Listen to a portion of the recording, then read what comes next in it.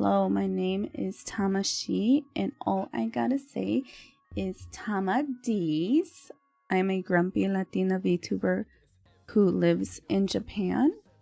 I try to stream 5 times a week, and on one of those days, I do a little... Why is it so quiet?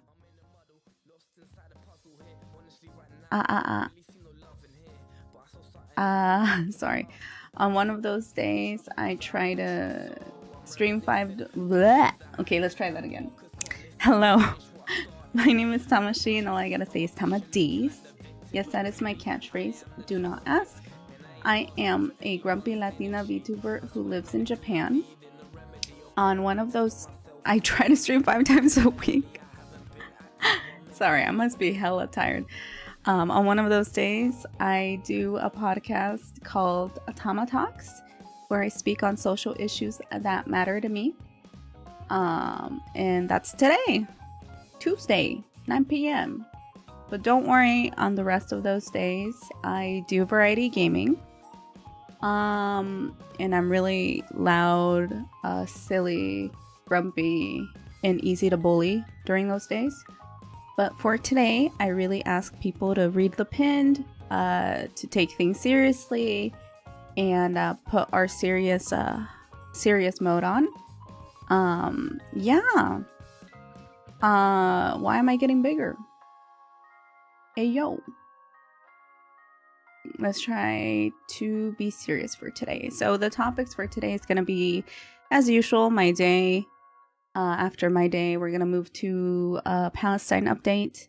And then after Palestine update, we're going to do like a topic that has been interesting to me or has been pondering in my head as of late.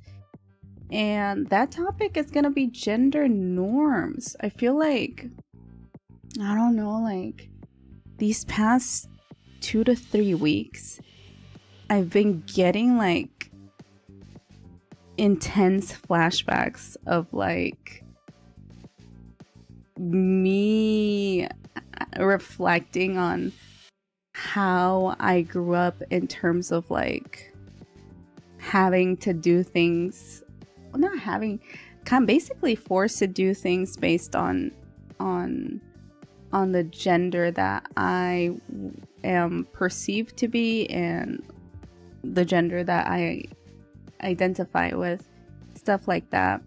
But for now, we're gonna talk about my day for a bit, or my week basically.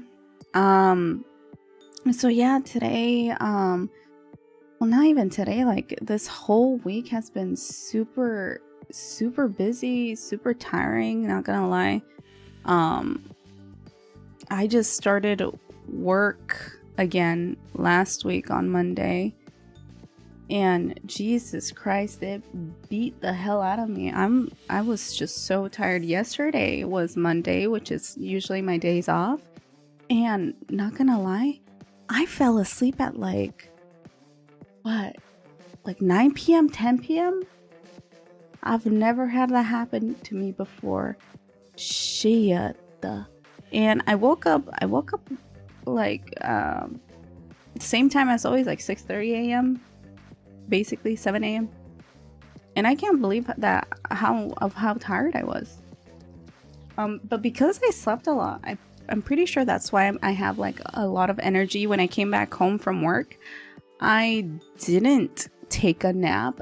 Instead, I actually started like cleaning my room and rearranging some stuff. I'm still not like finished yet, but I'm pretty fucking excited. Why? Because I ended up moving my PC. My PC used to be on my right side. Now my PC is on my left side right here. You might be able to hear it. This is a pretty awkward position. I do think that it was better on the right side. But I think I got this from my mom, actually. Like, whenever I readjust everything anywhere in my room, I feel like I'm starting all over again. And it kind of just, like, gets my creative juices going, if you know what I mean. So, yeah, I have it on this side. I don't know if you guys can hear it. I hope not. Let me see. Well, I don't know. The filter should be able to fix that. I ended up moving my monitor to the middle of my L desk. L in the middle. Everything used to be just on the left side with my PC on the right. But I moved my monitor to the middle, my keyboard to the middle, my desk mat in the middle. Kind of awkward, not gonna lie. And this time my mic is on the right side. The thing is like, it's right on my lips right now. I can kiss you. See? It's right on my lips right there. The thing is, it's under my chin and it's on the side. Like, it's not just diagonally up or down. It's like laying on the side. So I wonder if it sounds weird. Or if it sounds the same. I don't know if it sounds weird or not. But I'm gonna be talking like this, and then I'll be hearing the VOD later on to see if it sounds weird or not. I'm doing this because like my iPhone, my VTuber model has been having a hard time capturing like my lip movements. Blah, blah, blah, blah, blah, blah. Because my mic is always in front of my face. So I'm like, what if I put it under my chin? Okay. And then try to look at the camera as much as possible. Ay, ay, ay, like that. So yeah. Yeah, I feel great. I can't wait to continue cleaning tomorrow. Hopefully if I fall asleep at a normal human time, I'm able to have this much energy later on. And then when I get back home from work tomorrow, yo, fucking hell yeah, I'm gonna be fucking cleaning so fucking hard, you know. Hopefully I might end stream early. I try to do like 3 hours max. Well, that's a lie. I usually do 4 hours max, but I'm gonna aim for 3 hours, 1 hour each topic. And if I do end early, I do want to do some more cleaning and get ready for bed. Have a bath, yada yada. You know, start being healthy for once. I get paid tomorrow too. I'm so excited. I get paid tomorrow, y'all. And I can't wait to eat food. I usually treat myself to my favorite burger place here. I don't know if I should share the name of it. I don't think I should share the name of it. But it's like pretty fucking expensive. The thing is the ingredients are like really fresh. And it's the only place that like tastes like fresh. Like a burger that is fresh. If that makes sense. So I'm so excited to eat. Yum, yum, yum, yum, yum. But yeah, what else? I think I have this feeling where once I readjust everything in my environment, first my room, then my kitchen / bathroom, they're really close together, and then final boss is gonna be the living room. Once I'm able to do all of that, I kinda wanna, and this is a secret, well, it's not a secret, it's not, but my goal is to eventually invite Shio to my apartment, because I feel like us hanging out in my apartment would be fun. And I mean, I've hung out before at her apartment, so I kind of feel like I should invite her at my place too. You know, I think that would be cool. I don't know. I'm kind of shy though. I don't know why. The thing is though, you guys met Makotan last week. Finally, our first. I mean, I guess that does that count as a collab? I guess that was a collab. You guys met Makotan last week. And they're gonna be coming eventually in the next few months. So I really want to like just redecorate my entire apartment and get things looking good, and you know, enjoy people's company for once again. I don't really interact much with humans. humans. That sounds weird. I don't interact with animals either. I don't know why I keep specifying humans, but no, yeah, like IRL, I don't touch grass. I don't interact with people much. It's a goddamn shame, and I really need to change that. I mean, okay, listen, I interact at work, and you know, I meet a bunch of kids every day. I have to work with my coworkers every day, 8 hours a week, but I feel like it's different, definitely different, like when it comes to hanging out with someone, right? And it's just like I don't meet people around my age much, and that's not good. I don't think that's healthy. It's either I'm hanging out with boomers or 5-year-olds, you know? Like, I need to be able to hang out with people around my age, if that makes sense. The thing is, though, I feel the reason why I'm having more energy again is, first of all, you guys might have noticed. Okay, fuck. I just coughed. But you guys might notice that my cough is starting to lessen. I'm not having like as intense coughing fits. Part of it's probably because I'm finally cleaning. I really need to do like deep April cleaning, spring cleaning. Oh, it's already summer, huh? Whatever, spring cleaning. Especially cleaning my AC. I think there's like, I don't know, the air is bad in here and I need to clean that shit up, you know? No, but I'm coughing less, so you know, the pain of breathing is not as strong. Also, this month I've been interacting with more children, and I feel like, I don't know, these past 2 months have been really, past 3 months. What month are we on? May, Mayo, enero, febrero, marzo, abril, mayo. Yeah, these past 3 months, man, shit, have been really rough on me. Terrible, even. Really fucked up my mental. I feel like every time I feel like I'm getting back on my feet, something fucking hits me out of nowhere. And it's not even 3 months ago. It all started in December when Grandpa died. And after that, like, things just kept getting worse and worse and worse. Not in terms of what's happening in my life, but in terms of like how I'm able to react to things. After Grandpa died, I went through such like an emotional roller coaster emotionally, in terms of how I interact with people, especially because my family was really heartbroken. That was like our first death in the family that was like really close. I mean, not even close. I wasn't even close to the guy, but in terms of like blood, like, I don't know how to explain it, but there was a lot of layers to that affected my entire family in such a negative way, where you know, my family ties are pretty much broken right now. And as someone who lives in Japan, I've been feeling really, really isolated, unfortunately.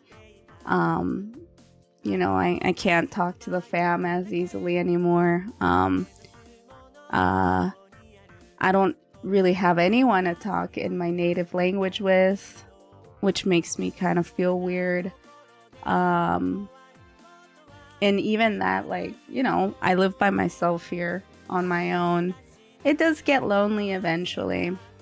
And when I try to connect with other people, I think I've been trying to replenish my loneliness by connecting with people online, and it was great at the beginning, but then the messy stuff happens, and then that's when like the mental turmoil thing happens, right? I kind of lost my cool, if that makes sense. I don't know how to react to things in a more normal way. So lately, you know, that's always been in my brain, right? I know that I need help. Unfortunately, Japan's mental health systems are not as supportive And so I really need to figure things out on my own. Now that I don't have any external stressors, quite honestly, I think the external stressors are gone. I hope. God, please have mercy on my soul. Please. Like, I hope I don't jinx it. But to be fair, it all started in December. Diciembre, enero, febrero, marzo, abril. So it's been like 4 to 5 straight months of like mental turmoil. I hope it's over, y'all. I hope it's done. I hope I'm okay. Jesus fucking Christ. But finally, I think I'm ready to like get over it. Not get over it, but start getting back on my feet again. Focus on myself more. And by focusing on myself, especially focus on my content. Because I've been spending 4 months basically just feeling sorry for myself and letting outside sources like affect my mood, and that ends up affecting my streaming and stuff. I really did end up falling off. And the thing is, what's so unfortunate is like during my latest hiatus, which was really terrible. Oh my gosh. I really needed to take a break. And I took a break for an entire month, and I did not feel better at all. But during that time, I ended up like getting so many subs on YouTube somehow. And I never celebrated that. I never even took advantage of that. And now I'm slowly seeing the consequences of that, you know, of like me stepping back and shutting myself out from everything that I love. And so I think the first step is cleaning my apartment. Okay, if you're hearing this, if you're watching this, guys, God damn it, clean your goddamn living space. And not only clean, deep clean. And not only deep clean, rearrange your goddamn room, everything. I feel honestly, when you rearrange everything, it really feels like you're starting new again. And it gives you that, like, at least for me, like, after I rearranged my desk and stuff, I just sat down and I locked in and started, like, working on stuff immediately. I still haven't finished cleaning my room, of course, but because I rearranged things, like, I just went, bam! You know, and started, like, focusing, locking in for once. It was great. So I really do recommend that for y'all. Like, if you're having troubles. Let me drink some water.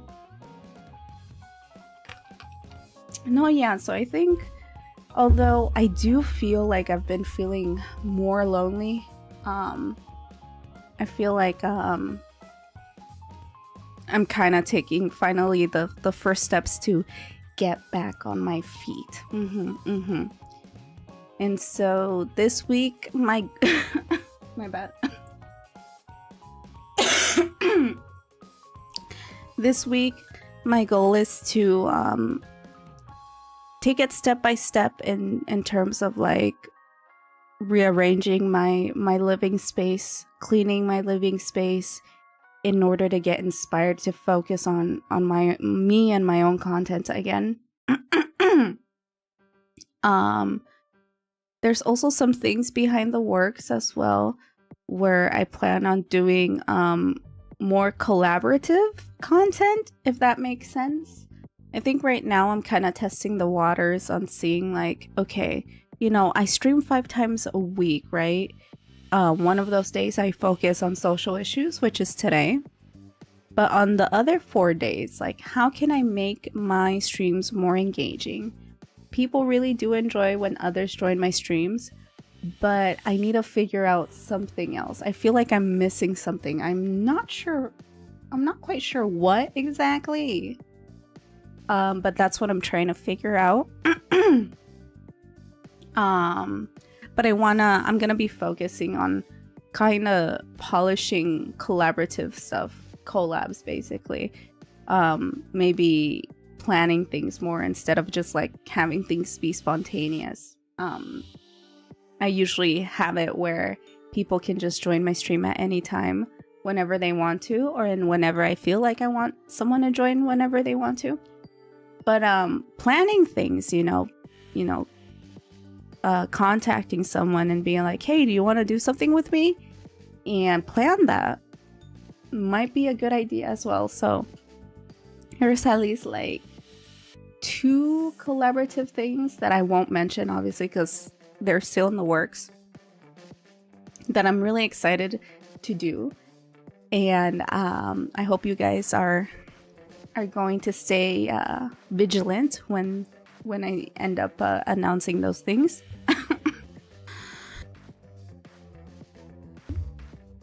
Yeah. But yeah. So I'm happy that I feel like I'm getting my spark again. Bam! The thing is that one thing I also need to focus on is editing. Shit, bro.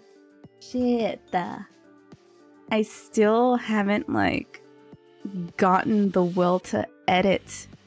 I used to love editing, bro. I used to love editing. I need to get that editing. Hi, Nola. Yes, I need to get back into editing and also improve my editing. And shout out to Michu, bro. Shout out to Michu, because she heard me say that I really want to get inspired into editing again, and she's seen me be kind of like sag, but like girly made me 2 edits of my clips, and they were really super good, bro. Bro, they were so fucking good. Way better editing than any of the stuff I've ever made. I think the only time I've like tried hard to edit something was I turned into a meme clip. I edited the shit out of that clip. And also wake up. No, the Poppy Playtimes parody that I did of me singing Bodies on the Floor. How does it go? I forgot how it goes. But those 2 clips, I literally went hardcore on editing, and they did really well, by the way. So other than that, the rest of my clips have just been me adding like simple background music, simple sound effects, and simple captions. That's it. But when I saw Michu edit for me, I was like, oh my god, that is crazy. Like, literally crazy. And then she says, she goes, oh, I learned from you. And I'm like, what do you mean you learned from me? If you did, you saw what I did and you amplified it by like 100%. Jesus Christ. That's awesome. So honestly, I mean, when I edit, I will. But I think once I start editing again, it's gonna be thanks to Michu, because like she does like simple things that really inspire me. I mean, I've always said this, but the moment I met Michu by a miracle, when I clicked on her stream randomly, I just was inspired by her dedication to her craft. So, shout out to Michu, y'all. Here, I'm gonna shout her out. Shout out to @MeYumeChu.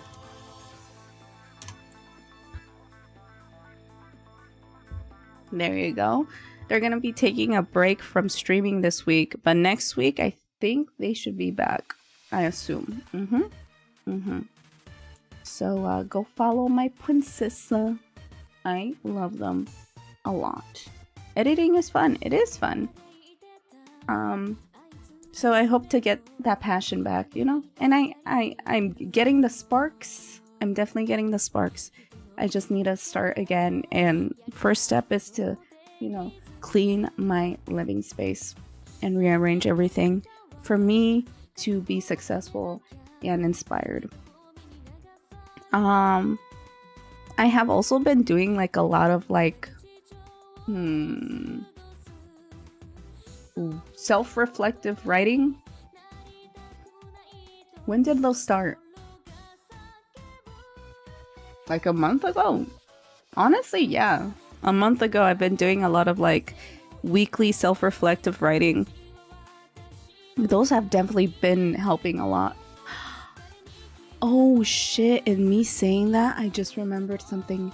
Y'all, oh my god, okay. So I still have it. I don't even want to look at it though. But I have this little pink journal that my ex-friend gave to me. And you know, I had a really bad fallout with this person, and I mentioned this person a long time ago. So to those who know, they know, but one of their parting gifts to me is like, it was this pink sakura journal where I could just write my thoughts or anything on there. And she gave me it and she said, "Hey Tama, I feel like you have a lot of ideas and blah blah blah blah. I think that writing those things in this journal might help you." I don't know. I never used it. I was like, thank you, but I never used it. And we had a really bad fallout. We had a really bad friendship breakup. Ruined my life, not gonna lie. I think it traumatized me severely.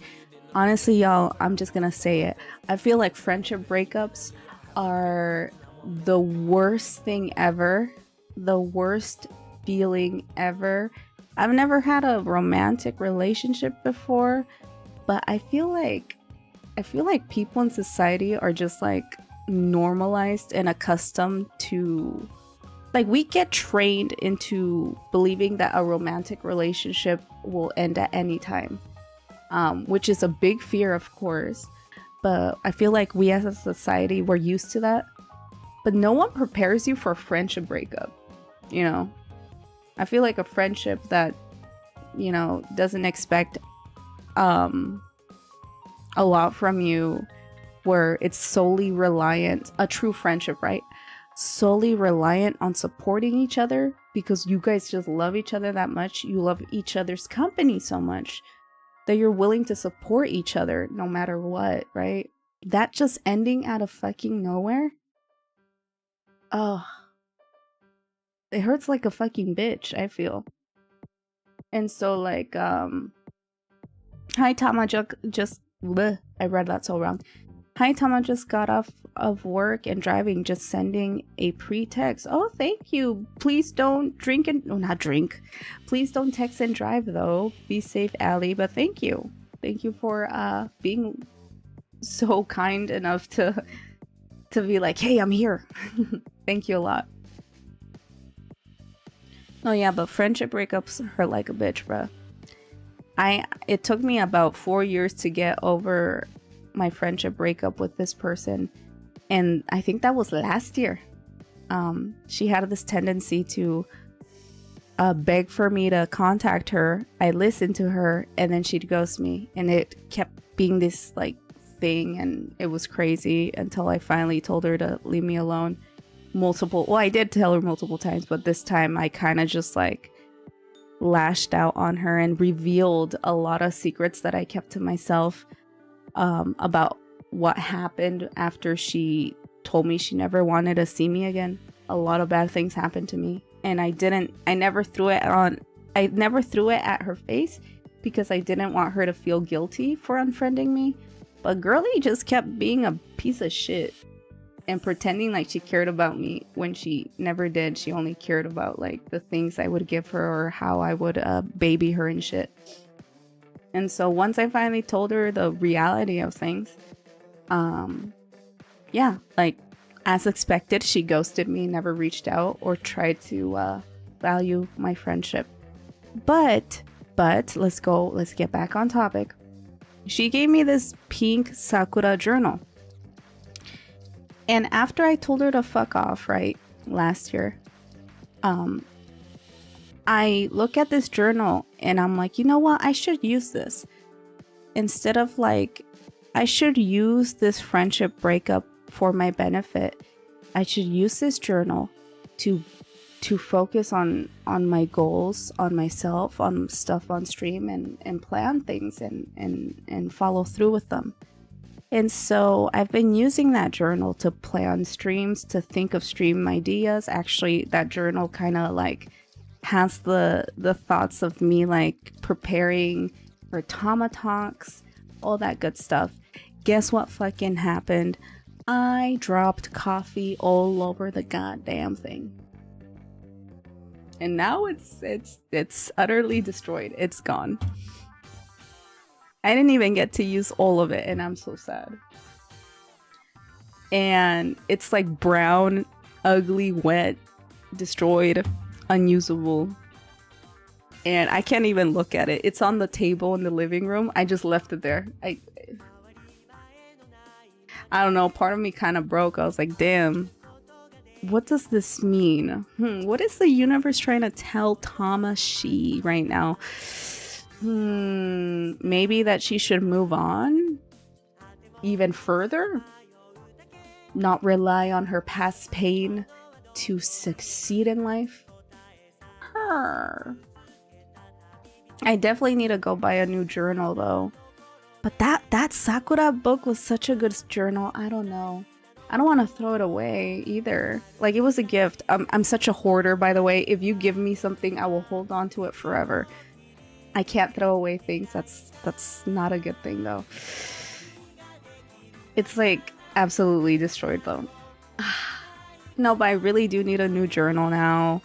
And I'm really devastated. I'm really devastated that I fucking dropped coffee all over that journal. And I think part of me is because like my ex-friend that gave me it, like, listen guys, if you're my friend and if I consider you a close friend of mine, I love you, bro. I'm just gonna say it. I love you a lot. And I love that stupid idiot so much. And I just wish she felt the same towards me. And so that was like one of the last mementos I even brought it with me to Japan despite me not using it for many years until last year. I brought it with me, and yeah, that was like one of the last gifts she gave to me, and I fucking dropped coffee on it. I'm actually really sad. But you know what? I feel like it's a sign from the universe or something. Like maybe I was still holding on to that in a negative way. Maybe this is a good way for me to move on. Maybe symbolic in some way. I don't know. I'm trying to cope. I'm inhaling copium right now. You know. But yeah. We'll see what happens, you know. We'll see. Let me turn off my notifs, by the way, because they're distracting me. My bad. Yeah, but I mean, it is what it is, I suppose. I definitely need to go buy a new journal, though. I don't know. I like writing things on paper, so we'll see. We'll see how things go. I might, yeah, you know what? Since I get paid tomorrow, I'll probably just go to the mall tomorrow, do some self-care, eat a nice burger, go buy a journal, maybe some makeup stuff, some hair stuff. I ran out of shampoo. And then I'll take a pic of it and then I'll send it to y'all. Maybe on the Discords. But yeah, I think that's enough about me and my day. So we're gonna start. God, my neighbor. I'm being too loud again somehow. Okay, if I'm whispering and if you can hear mouth noises, I'm so sorry. Yeah, my neighbor's like stomping upstairs because I'm too loud somehow. And it's like 10 p.m. so okay, I'm gonna be whispering now. So we're gonna go to the next topic. Of course, the next topic is the Palestine updates. And as always, these are going to be really rough, a really rough talk. Viewer discretion is advised. The talk is going to be really dark. I will be describing things, very graphic things. I'll try not to show graphic things, first of all, because it goes against TOS. And, but no, instead of showing it, I'm most likely going to be describing it. But yeah, I hope that, whatever I share today is able to encourage people to, you know, change their way of thinking if they're thinking of a certain way or not, and also encourage them to donate to my fundraiser. Actually, as I just noticed, as always, Stream Elements is not working. So let me just update that a little bit. But actually last week on Saturday, someone ended up donating to my Palestine, my PCRF fundraiser for Palestine. And I was so happy because now I believe, I'll check in a bit, but we are $300 in now and only need $33 to achieve the charity goal.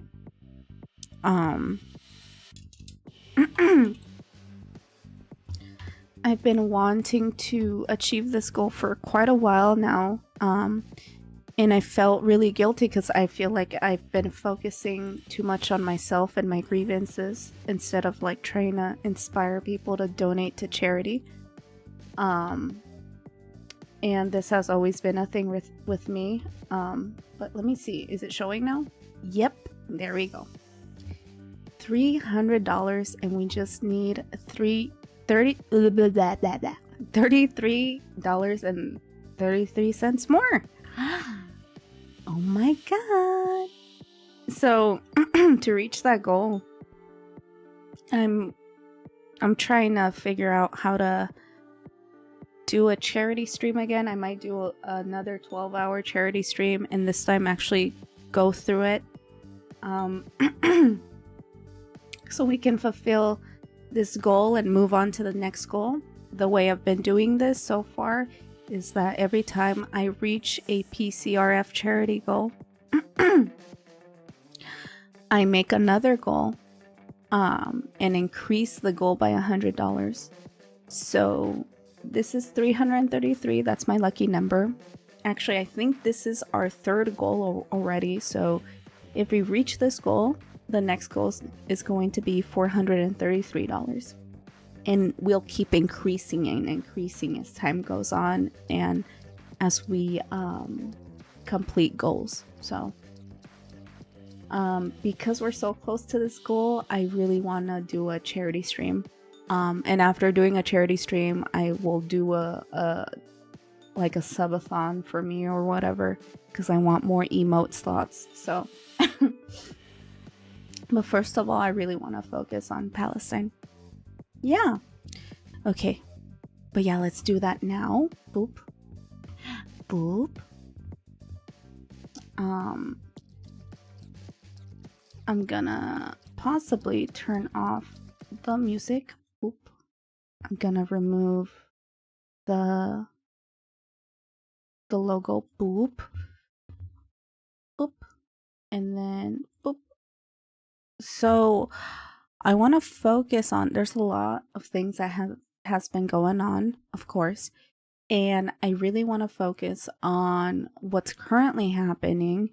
I'm sure you guys have been hearing constantly about how the people of Palestine are going through famine, not only genocide, of course, but also famine. They are starving and they are hungry. And it's gotten so bad that Palestine has not received aid in over 75 days. Okay. Israel has not been letting any food, any water, any medical aid into Palestine for no good reason other than to, starve these people to death and remove them from resources that would help them survive. Now, they've always been doing this, but now it's been like straight up, like just straight 75 days. And so a lot of people have from Palestine, especially journalists who are still alive, have been begging us to, to report this, to tell people that, hey, we haven't received anything for this long. Help us. Now, before going into that though, I really do wanna reflect on this old post from literally on my birthday a year ago, October 31st, 2024. And this is about a soldier, an American soldier resigning over the Gaza genocide. And when I found this clip, it's 3 minutes long, by the way. When I found this clip, I really, it makes you think. He really ends up describing very valid reasons why he left the U.S. military, and basically the feelings that he has, I felt when he mentions like certain children, that I will end up explaining like how their deaths, how they died basically. Each child that he mentions, like he could connect with them. And I as well could connect with these children that he mentions. And so I want you guys to see that, and hopefully also connect with him. Not in the same way, but, connect with them because of these children in Palestine that have perished because of the ongoing genocide. So let's watch that. Let's see if it's too loud, however. Boop. My daughter was riding her bike the other day, and she fell and kind of skinned up her face pretty bad. We had to go to urgent care. And she's crying, and I'm carrying her. All I can think about is like parents in Gaza. So let's see. Riley Livermore worked as a U.S. Air Force engineer for 16 goddamn years. Jesus Christ. 2 of which were served in Israel. Damn, okay. He decided to resign in October 2023, shortly after Israel's assault on Gaza began. Oh my God, so immediately, Jesus Christ. So, and then this is actual footage of what's going on in Palestine, by the way. And this is from Al Jazeera,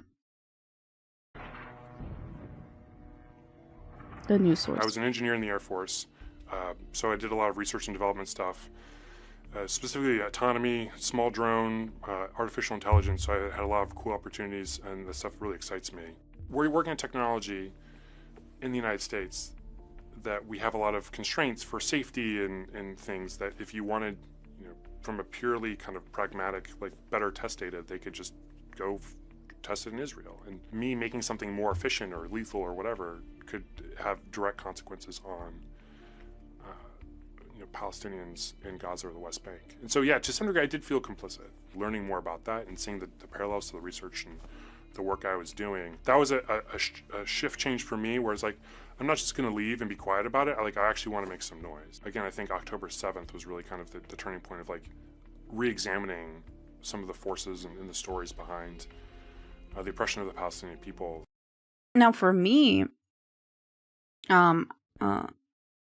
during this time, like, I think I didn't realize what was going on until like 2 weeks after October 7th. And of course, like Hassan, because I watched Hassan was letting me know about it, and I didn't realize how bad it was until like I actually encountered a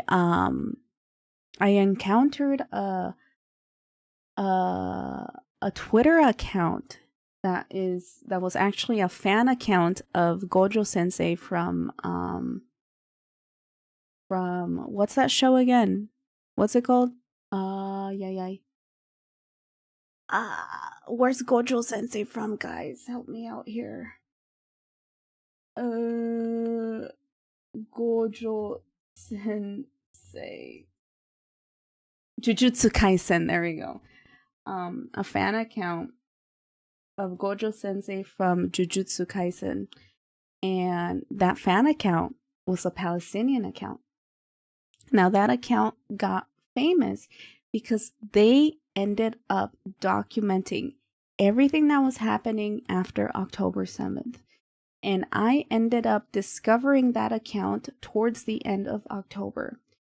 And once I realized things were getting really bad, I just ended up just following this account, every tweet they would post. And as I would see each tweet that they would post, the horror of me like knowing that this person could die at any second, and the only person that was helping them was a Twitter mutual that was friends with her, trying to spread the word of what was happening in Palestine. And as I was, watching Hassan, and also like eventually like learning more about what was happening, reading the news, that's when I decided me and Rhea should do a podcast. And I told her, hey, I know we're supposed to focus on our asexual identities. That was the goal from the start. But once October 7th happened, I told Rhea, I'm like, hey, you can back off now, but I really want to make Palestine the main topic in our Gray Strays podcast. And of course, Rhea was okay with it. And throughout many months, me and Rhea would do 2 episodes a month, and we would dedicate it to Palestine most of the time. Eventually, after the US elections, actually, I was very disappointed in what had happened and very discouraged, but also the need for me to implement like talks that mattered, social issues talks that mattered in my mainstreams. Like I kept feeling that within me, right? And I've always wanted to do that.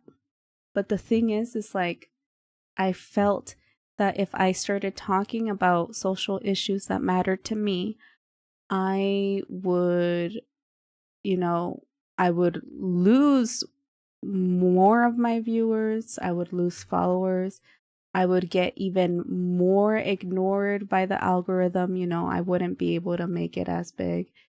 But after the election, the US elections, part of me was just like broken, and I felt like, hey, you know what? I feel like I need to say something, because a lot of people were using the results of the elections to be anti-Palestinian and anti-immigrant, anti-everything. And so I remember during that time, I made an announcement saying like, hey guys, like I'm just disappointed yet again in the world for letting this happen yet again. I knew it was going to happen again, but it's just very devastating and disappointing. And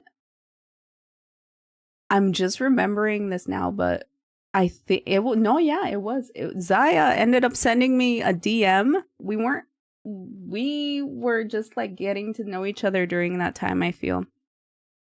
But they sent me a DM and they're like, hey, like I feel the same as you do. And I actually expressed to them, like, I'm like, yeah, I feel like I need to talk about this more. I feel like I've always wanted to do TamaTalks, but I've just been too chicken about it. And actually Zaya was like, no, you should go for it and I'll support you. And I'm like, okay. And actually, now, shit. Yeah. Jesus Christ. And then that's how TamaTalks started.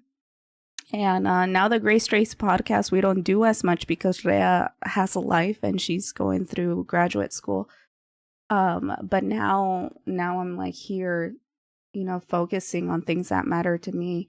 And other people obviously supported me in doing TamaTalks, not just Zaya, but Zaya was literally the only person who DM'd me about it. So, and was one of those people who kind of like gave me that little push I needed. So yeah, shout out to Zaya36. But during that time, it's like, if you guys were to watch the Grace Trace podcast episodes, I would describe like what was happening to this like Palestinian account who was documenting everything to the point I managed to witness her once the genocide started happening, and once she was able to escape, well, not even escape, but once she was able to, you know, flee to outside of Palestine forcefully. That's what made me realize that things were bad, you know, made me realize the oppression of Palestinian people. So him actually witnessing, like straight up, like in front of his face, with the work that he was providing to the military, that's kind of crazy that he saw the oppression of the Palestinian people and decided to back out. Because, not gonna lie, guys, a lot of people in the military see that oppression and they don't give a fuck. They don't. There's literally no benefit in speaking out for Palestinians other than being a decent human being on the right side of history. You know, other than wanting to save lives. So I really commend this person for stepping up. You know, it takes a lot of courage, and it took me a long ass time to, you know, even be here talking about it like this on my main channel. So I really respect this person. That really kind of like made a lot more sense to me. Obviously, it was horrific. The response by Israel is always disproportionate, and I knew just the level of damage that Hamas did, the level of death, would just, the response was going to be, I didn't imagine it be as bad as it was or last as long as it has, but I knew it was going to be really bad. The thing that just struck with me is like October 6th was really bad in Gaza. It's been an open air prison for a long time, but I knew it was bad to begin with, right? And they were kind of... So yeah, he himself says things were already bad before like October 6th, which is crazy. Like everyone thinks it started on October 7th. No. Palestinians, what the hell? Palestinians have been suffering way before that. And so a lot of this is just the consequences of colonialism. You know, you keep murdering people, kidnapping people, treating people like shit. Eventually, they're going to retaliate. And like he said earlier, the way that Israel responds is very like out of proportion. And it's gotten so bad since all of this started. Very bad. It's crazy to the point where I'm used to seeing gore, bro. Like I don't faint, I don't lose my mind anymore, I don't cry anymore. It's gotten to the point where some people are just used to dehumanizing Palestinians. It's so sad. kind of at the total mercy of Israel. I think just the arrogance of the IDF, the people, they're posting this stuff, right? They're flaunting it, honestly. They don't care. It's just so evil. Like Hind Rajab is like a really, my daughter's 5, so it's like, that's my daughter, you know? So Hind Rajab,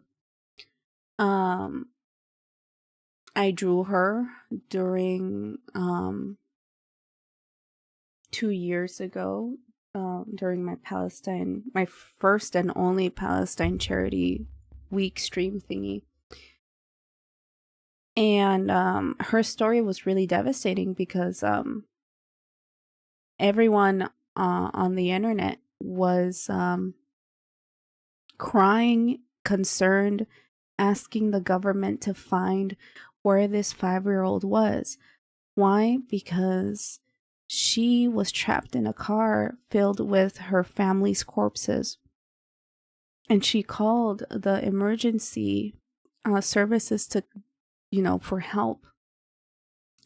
And everyone on Earth, on the internet, was following this story because we got to hear the recordings of her just like crying for help, explaining how everyone died, how there's a tank outside of the car and she doesn't know what to do, and the operator's just telling her, hey, stay on the line, be calm, we will send some people over there for you. Of course, the call cuts, and paramedics were sent over there with the permission of the Israeli military to go save this girl. The coordinates were given. Everyone was informed that these paramedics were going to go and save this girl. And all of a sudden, the paramedics just disappeared. No word of where Hind was. No word where these paramedics were. Everyone on Earth, including myself, was praying that both of these people, both of these parties were okay, this 5-year-old and the paramedics. And the devastation finding out later on of seeing the ambulance that went to go save her be blown to pieces. And then looking at the car that Hind was in and seeing all the gunshots, all the bullet holes in that car. They ended up killing her. Both the paramedics and Hind. And for me, when I found out that she was officially dead, alongside with the people who were trying to save her, it was really rough. I remember just not being able to walk. I was taking care of my coworker's cat during that time, and thank God I was with that freaking cat, because I fell on the couch and I was just utterly devastated. Lost all feeling in my body. I did not know what to do. And that freaking cat felt that I was devastated, because they immediately started trying to comfort me. And I was like, thank God you're here, kitty, because I don't know how to deal with this pain of human loss, of human death, of a 5-year-old child being murdered in the worst way possible while she was sitting in a car with the corpses of her loved ones, and then slowly being tortured to death, thinking she's gonna be saved, seeing the people that were gonna go save her be murdered in front of her eyes, and then just for in the end herself be murdered. So that's why he's crying. Because I don't have children, but I work with children. I work with 5-year-olds all the time. And now it's so easy. I can easily picture a child being mutilated. I can easily picture a child be dead because of the colonial state that is Israel, who has people flaunting killing children all the time. It's like the war crimes that they are doing is a war crime because it affects everyone, anyone with a fucking human heart. My son he's nonverbal, has some other disabilities. The Mohammed, the boy who was killed to death by a dog, that's my son. Now this one, Mohammed, This was a really rough story as well, because the picture of his corpse was going around on the internet. And basically, what had happened is that this child, who obviously has Down syndrome and also was nonverbal, the Israeli military raided I don't know if it was a house, but a place where Mohammed and his family were taking refuge in.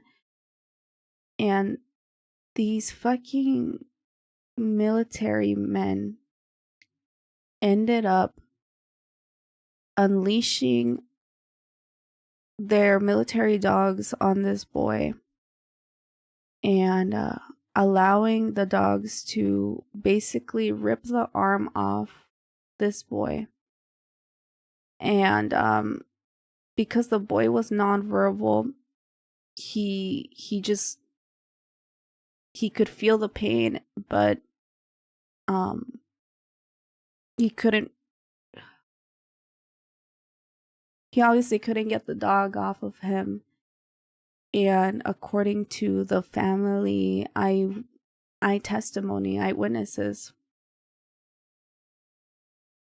what made this even more tragic was that he ended up speaking one of the first times ever, because he was nonverbal. He ended up speaking, and he spoke to the dog, and he said, please, it was along the lines of like, please be calm, like, stop biting me. And the dog ended up ripping his arm off.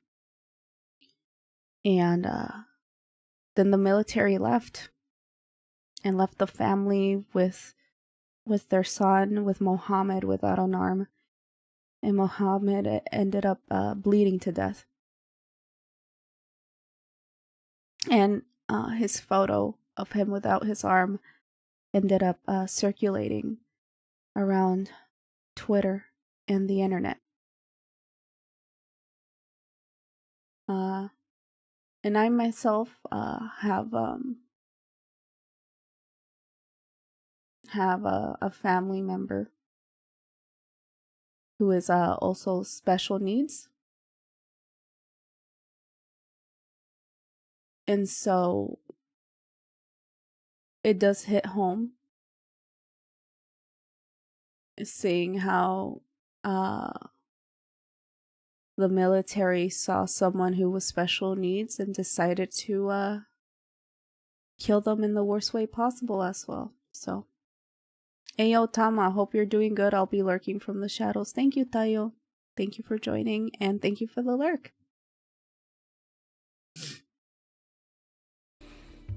I don't know if there's a way for America to come back from this in the sense of our reputation on the international stage. We've completely trashed these institutions like the International Criminal Court, the International Court of Justice, right? The UN, for the benefit of what, right? To protect someone like Netanyahu and what Israel's doing. I hope that Palestinians can have the determination and autonomy to live their lives, and I think there's Palestinians are just like, you know, like me, right? They have families, they want to do things with their life, they want to be messed with by, you know, occupying powers. I just see so much clearly how our liberation, or their liberation, is bound up in my own. And that was an interview of an ex-military personnel from America who stopped serving because of what the oppression that they saw that the Palestinians faced. This is again from Al Jazeera, a very good news source. Hello, Sharking Official. Thank you for joining. I hope you can read the pinned. And this is a serious stream, so I hope that what exactly are we talking about?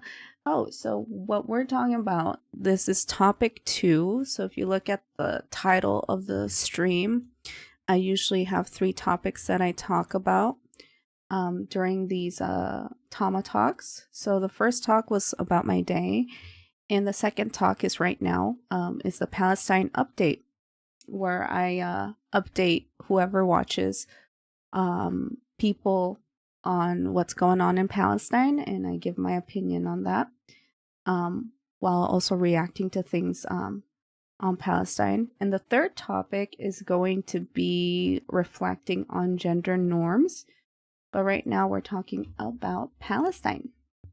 So I hope you can listen with an open mind. And if things, trigger warning, by the way, things are going to be really dark. But yeah, if you don't want to watch, that's okay. I ask just for Tuesdays, just for TamaTalks, for people to be serious. But exclamation mark. I don't know if you guys can see the pinned actually, but here I'll just do the command. Exclamation mark TamaTalks. Okay, yosh. So this is by 60 minutes. I'm literally taking a huge risk right now by playing this 30-second clip of what 60 minutes posted on January 13th, which was 5 months ago, right? Because a lot of people, including myself, are speculating that these news sources are going to be taking down the evidence they themselves are sharing with the world that shows America's complicity and involvement in this genocide. But the thing is that this is from CBS, so I'm pretty sure they're going to like copyright strike me, because I'm streaming on YouTube as well, and I'm pretty sure they're gonna copyright strike me. But I really want to show this, so I'm gonna be playing this in very super low volume. I apologize if you can't hear it. But basically is showing all the shell casings of bombs that is from America, and how they're so common in this area that the children, like, look, this kid is like right next to it. Some people use it as material for tents. This is just evidence for us to bear witness, because in the future, years down the line, everyone's going to be pretending that they were always supportive of Palestine, and especially America, especially the leaders of America, are going to pretend like they did their best to prevent this from happening. But look at all these shell casings, American shell casings. Very risky, I know, but I just feel like this is something that needs to be shown. But you know what? I'm just gonna put the volume really down. Hopefully you guys can hear it, but not too much where the YouTube bots can detect it quickly. Let's see. Trouble playing with ammunition casings. The same casings used to prop up these tent cities. Or maybe I should just like pause every like 1 second. That way they won't detect it. But yes, shell casings, you see these right here. They're using it for tents to hang stuff. A close look. These 2 kids are holding one, and like the news reporter is saying, a closer look here. Maybe I should mute it. Maybe I should just mute it. A closer look here. It shows that it says USA right there. Right there. Evidence. DOD for Department of Defense. DOD, Department of Defense. I'm muting again. But yeah, look at this. All over, everywhere, right there. You can't see my mouse, unfortunately, but yes, it's crazy. And America's stamp is everywhere. America's This is the stamp scene is filmed in May by everywhere. CBS News. There we go. That's all I wanted to show. I wanted to show evidence of that. Let's read what they had to say. It says, across the now decimated Gaza Strip, America's mark is everywhere. In footage shot by CBS News in May, the ground is littered with US-made ammunition casings, some used to prop up tents, others turned into playthings by children. That is crazy. That is crazy. Like, whoa. Love how you use self-snitch on them, even putting the flag. Like, literally, they're... And then they have the audacity, you know, to go live on television and be like, we're doing everything in our power to stop this. It's not true. It's not true. Damn, things are worse than I thought. No, this is from May, bro, of last year. So this was posted on January 13th, 2025. They're saying that this was in May, so last year, exactly a year ago. And things have only gotten worse. Now, this is Basan. She is a Palestinian journalist, well, forced to be journalist. Well, I think she was going for journalism, but not in this way, right? She has survived these past 2 years, and she is on the ground. She sees everything. Everyone at this point knows who Basan is. If you don't know who she is, well, you're gonna know now. She's one of the most prominent journalists in Palestine, who is giving us on the ground updates of what's happening. This is her official Twitter account. Just trigger warning, you will see gore. Okay? You will see gore. If you don't want to see that, viewer discretion is advised. Do not follow the account. But if at this point I've been you know, sharing what's been going on over there and keeping on date of what's going on in Palestine. So you know, it's what I need to do to humanize these people and bear witness of what's happening. You can barely hear her in this 2-minute clip, and she does not have internet. Internet is limited. So sometimes when she records things, it cuts off randomly. She tries to say what she needs to say as quickly as possible. It's hard for us to hear because you can hear the warplanes in the background. But I feel this was her update of May of 18th, which was what, 2 to 3 days ago. This was about 2 to 3 days ago. And this needs to be heard. Hi everyone, these numbers are very important to reflect what is happening now in Gaza Strip. About 125 Palestinians were killed only during the last 12 hours, only during the night. 1,200 and how many people were killed? In the last 12 hours in Gaza Strip, about 125 Palestinians were 125 Palestinians killed only during the last 12. 125. Wow, I can't even hear. That's how loud the warplanes are. Important to reflect what is happening now in Gaza Strip. About 125 Palestinians were killed only during the last 12 hours, only during the night. So the thing is, why this is important, again, I've been following like Palestinian accounts, right? And I've followed accounts where the person has died. Okay, that's how devastating it is. I've been following fucking journalists who ended up dying because they were purposely executed by war drones that Israel controls. Now, this past few days, all of a sudden on my Twitter TL, I see a bunch of Palestinians basically writing their final moments. and saying, oh my God, things are worse. Oh my God, things are bad. They're gonna kill us all. They're gonna kill it. And so this is why she's urgently saying that, okay, last night in the past 12 hours, they ended up killing, I heard 125 people. I don't think it was 12K. I think that was my ears not working, but the warplanes are too loud. So I'm going to say 125 people. Around 125 people were killed in 12 hours. You know, that's a lot of fucking people in one fucking night. In 12 hours. They've been just bombing and trying to kill as many people as possible. And I was bearing witness to that on Twitter when everyone was freaking out.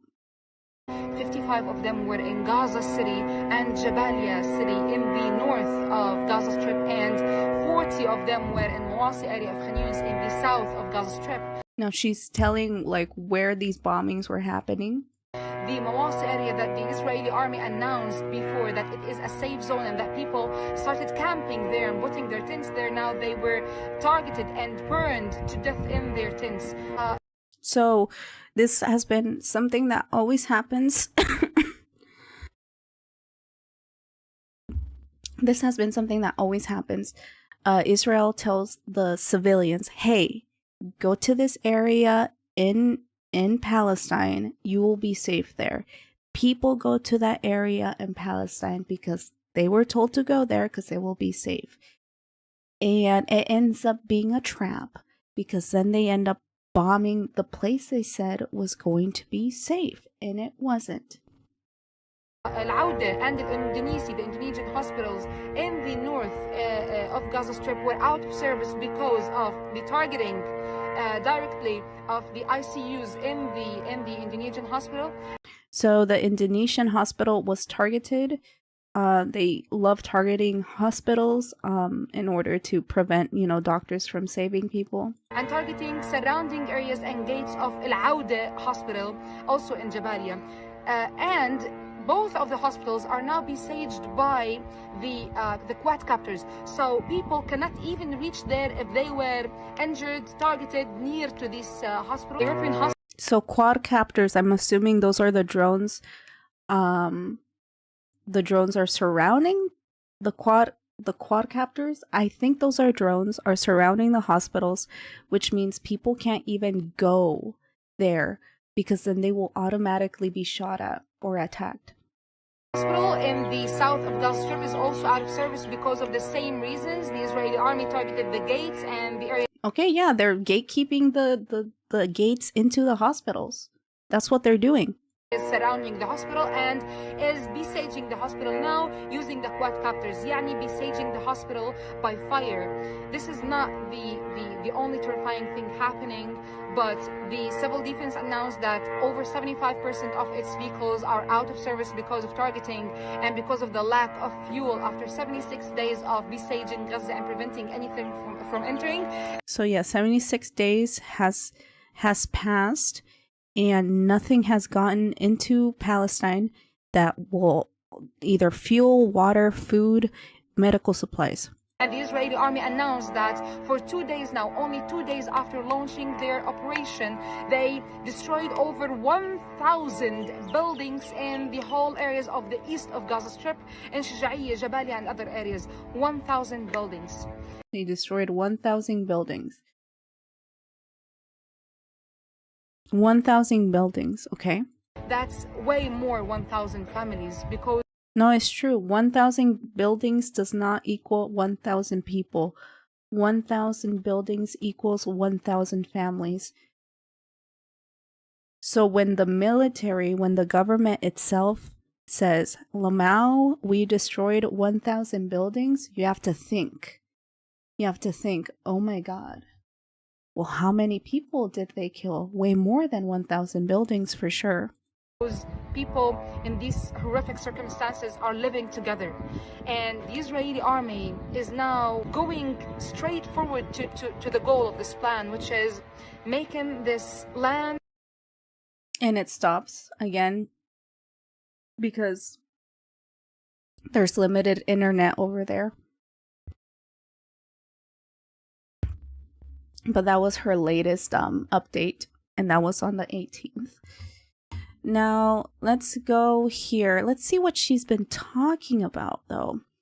Now, this was, when was this? This was literally 3 hours ago. Okay, right here, from Drop Site. Let's read this. We're gonna bear witness to this, by the way. I don't even know what to say other than this is really fucked. No, yeah, it is. And a lot of people don't know about it. So we need to talk about it. And I'm glad that whoever watches here is able to learn something new. But this is from Drop Site. New vital aid for 2.1 million Palestinians sitting in Jordan warehouse.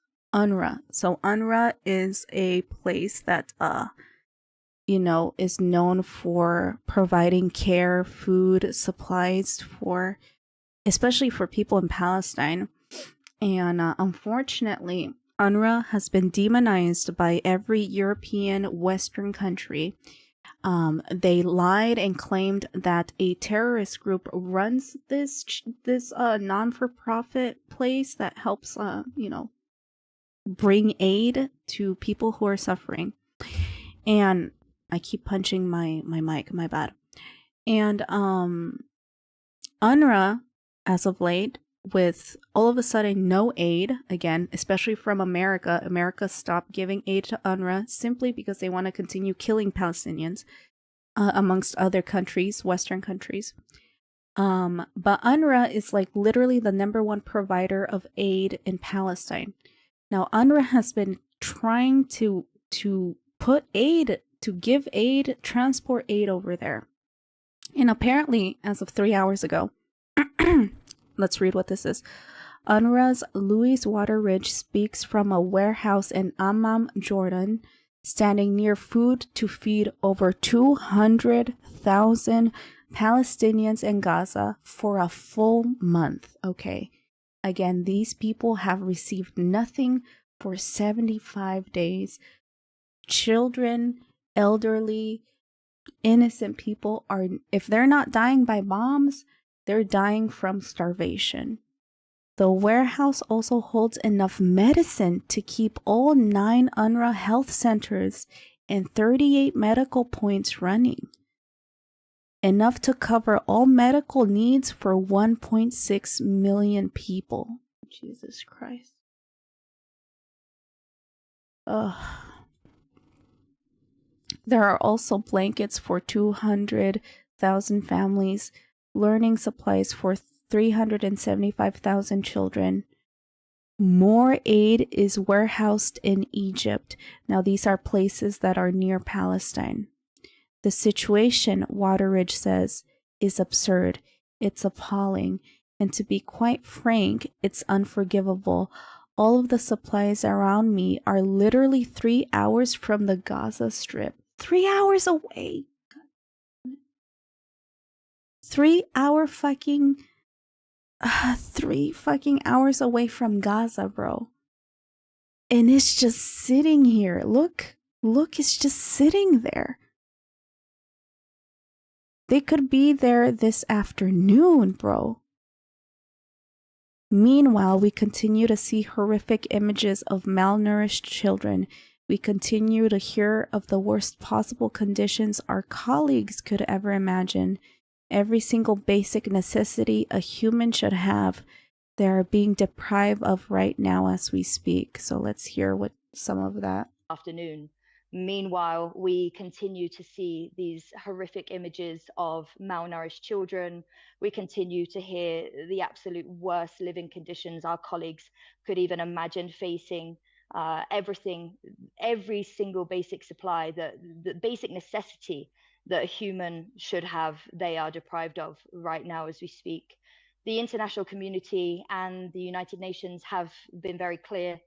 These supplies need to be in Gaza now. There is absolutely no time to waste. It has been 11 weeks of siege on the Gaza Strip. 11 weeks. It's a deficit. Anything we provide now is trying to undo damage that's already done. For many, it is too late. But let's have this right. The supplies that I'm talking about and the ongoing starvation, this is only one part of the horror that we're seeing every day. There are indiscriminate strikes. Yesterday, we had 2 UNRWA teachers who were killed at an UNRWA school turned shelter in Nusayrat. Initial reports say 7 people were killed, including children. This is one of many attacks on UNRWA facilities that we've had in recent days and weeks. My colleague, my friend Hussein, he's been telling me the last day how he's just buried the remainder of his family. This is aunts, uncles, children's in a strike in Jabalia. And he has spent the last few days trying to dig these child relatives out of the rubble. 2, he tells me, a 10-year-old and a 7-year-old, they still cannot reach. It is appalling. My friend and colleague Raja, she witnessed a very young boy killed in a strike before her eyes. And when I spoke to her, she just said, I cannot take this anymore. She had nothing else to say. She cannot take this anymore. I don't think anybody in the Gaza Strip can take this anymore. Yesterday in Khan Yunis, another large-scale displacement order was issued. This area now covering 23% of the entire Gaza Strip. Where are people going to go? We have been saying this for 19 months. Yep. These people are trapped. There is no way out of the Gaza Strip. There are no supplies for them. They're being starved. They're being bombed on a daily basis. How much more does the world need to see before there's action? What else can we possibly say at this point? I really have nothing more. 19 months of talking about these horrors day in and day out. The situation is appalling. It's horrendous. And that's over from me. Thank you. So yeah, they're literally trapped in there. The borders are closed. No one is letting them escape. No one is letting anything in. They're just being forced to move everywhere around Palestine and just played with, and bombed and starved. Now, we're gonna react to Hassan here. Let me just exit some stuff. We're gonna react to Hassan here. This was posted 2 hours ago, so I haven't watched this myself. But it's called "This is a Live." My bad. This is a live streamed Holocaust by Hassan Abi. I haven't reacted to this. I haven't seen this. But I know this won't go against TOS, so let's see what Hassan has to say about this. And yeah. International law to starve civilians, not because it's inhumane, but because Israel needs US support, and the Trump administration has reportedly said that letting Gazan children die of starvation is unacceptable. They're literally bringing in marginal aid, and the marginal aid that they're bringing in is not even enough aid, and it's not even real aid. Like, they, I think, brought in 9 trucks when the number of trucks that they should be pushing through is more than 60. They sent in 9 aid trucks. It's horrifying. Israel allowed less than 0.84% of the bare minimum Gaza needs on a normal day to survive, let alone after 78 days of total starvation and 590 days of genocide. This is not aid. It's a PR stunt to allow Western leaders to pretend problem is solved while the annihilation continues. 5 humanitarian aid trucks enter the Gaza Strip after inspection. And apparently, there's not even like real aid in the trucks that they're allowing in. Just to put into perspective, before the war, 500 trucks a day were needed to sustain Gaza. Today, Kojat agreed to let in 9 trucks. There are 9,000 trucks waiting outside the various crossings, not allowed to enter. Whether or not this GHF will happen, Gaza Humanitarian Foundation, and I'm very skeptical. This whole thing is a cover for the annihilation of whatever's left of Khan Yunis and its surroundings. I know, 5 were allowed in. There are thousands waiting to be let in. It is exactly like Putin saying he wants a ceasefire with Trump in Ukraine. Yes, except the difference here is Trump doesn't have any way of stopping Vladimir Putin, whereas Trump has every way to stop Benjamin Netanyahu. Trump if tomorrow he got hit with like a humanity laser beam and became an empathetic person, could make one phone call and stop this. Do you understand? This is something that's very important to recognize, something that I repeat all the time. The reason why I repeat this all the time is so that people don't actually misunderstand the American government's involvement. Can he? Honest question. Yes. 1,000,000%. Yes. Just like Biden had the opportunity to put an end to this with one phone call. Trump also has an opportunity to put an end to this with one phone call. Israel would not be able to conduct this Holocaust without our steady munitions flowing into Israel. There is no world in which Israel gets to do any of this without American funds, without American weapons, and without American cover. Ironically, like we joke about him going, Vladimir, stop. I said, Vladimir, you're not going in. I used to talk to him all the time. You're not going in. Which is, if he were to literally say, Benjamin, stop, he would have to stop. The reason why they're doing this like aid is not because they want to entertain America and America's interests. It's to basically create PR around the issue so that they can silence the public opposition in the Western world. Meanwhile, the Yemeni armed forces have just announced the implementation of a naval blockade against the Haifa port, warning all shipping companies going there to turn around. Can you talk about the precedent for this, where the U.S. did something similar? Yes. The United States, under Joe Biden, actually stopped Israel from continuing in 2021. Israel bombed the Associated Press building in the Gaza Strip. Oh my God, wait, I remember that. That's actually, yes. That was the first time I ever heard about Palestine, was when they bombed the press, the Associated Press. And that was when I first started watching, one of the first few months I started watching Hassan, actually. And that's how I found out about Palestine. And that's crazy. I'm just realizing this now. I didn't realize that Biden actually stopped them from doing something, stopped Israel from doing worse things. So he's done it before. Biden has actually stopped Israel from making things worse. That happened before, apparently.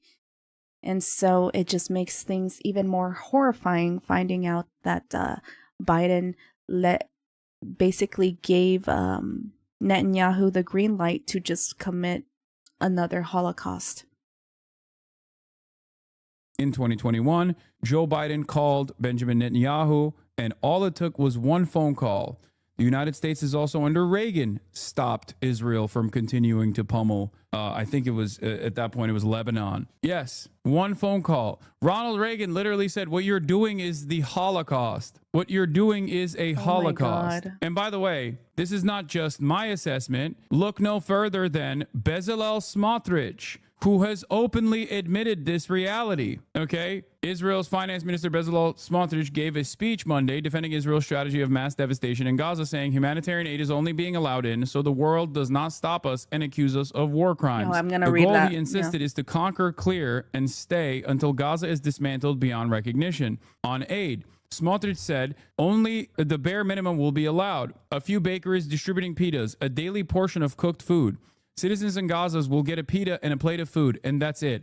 That's exactly what we see in the videos. People standing in line, waiting for a plate of soup. The purpose, he admitted, is not relief, but optics. It allows the world to continue providing us with international protection. We are annihilating everything that remains in the Strip, he declared, simply because it is one big city of terror. He described the new military strategy as one of permanent occupation. No more raids with ins and outs. We are conquering, clearing, and staying until Hamas is destroyed. He welcomed the shift towards targeting Gaza's civil infrastructure. The IDF is finally conducting a campaign against the civilian rule of Hamas, eliminating ministers, officials, money changers, and figures in the economic and governmental apparatus. They don't Boasting have any of the of scale that. of destruction, Smotrich said, we are dismantling Gaza, leaving it in ruin with unprecedented destruction, Why? and the world still hasn't stopped us. I'm going to repeat that one more time. Smotrich said, we are dismantling Gaza, leaving it in ruins with unprecedented destruction, and the world still hasn't stopped us. He added that personally he would prefer a total blockade until the last of the hostages returns.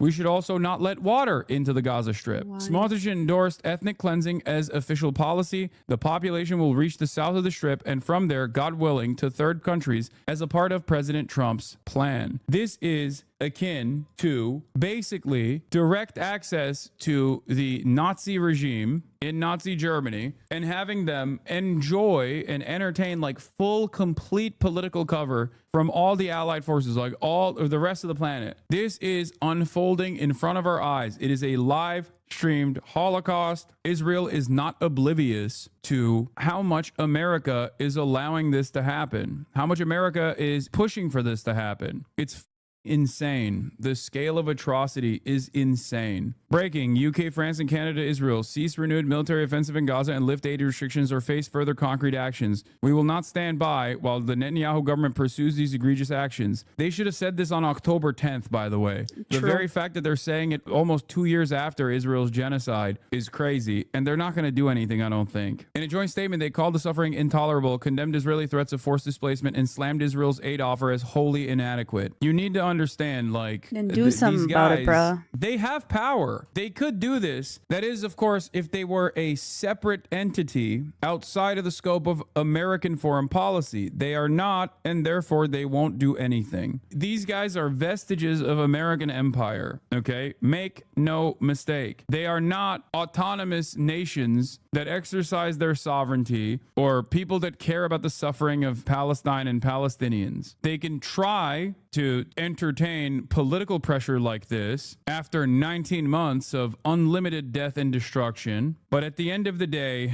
the only thing that they're accomplishing is just words. They could directly cut off access. They could literally offer sanctions to Israel. You have to understand the bizarre politics around this video. Netanyahu, Smotrich, and Katz, or the rest of them, are calling this minimal aid and declaring this as an optics move for the massive expansion of the operations. What's left out is that in this conference, Smotrich criticizes Ben-Gvir for opposing even the minimal aid in the cabinet. He basically called Ben-Gvir a right-wing LARPer. That's where we're at. Yeah, I mean, look, this is normal. It's just normal fascist decay. Like, of course, there's going to be like a little bit of right-wing infighting, but think about how the norm, like what the normal process looks like, has shifted so dramatically. Like, what is the normal policies of the war cabinet in broad daylight now is following through on the complete ethnic cleansing and permanent occupation of the Gaza Strip. This is something that they're openly stating. Not only is it something that they're openly stating, but they're also saying that they don't care about the hostages. Like, the hostages are not even a priority for them. It's simply a talking point. Smotrich's statement almost sounds like he's bewildered at how much the international community is letting Israel get away with it. Does it sound that way to you? I think there is an attitude amongst the Israeli war cabinet that was of shock, at least if you listen to some of the people that are in these rooms. Yeah. Some of the people that were in these rooms were shocked at how much Biden let them get away with. Yep. They literally thought that Biden would have scaled back some of this destruction eventually,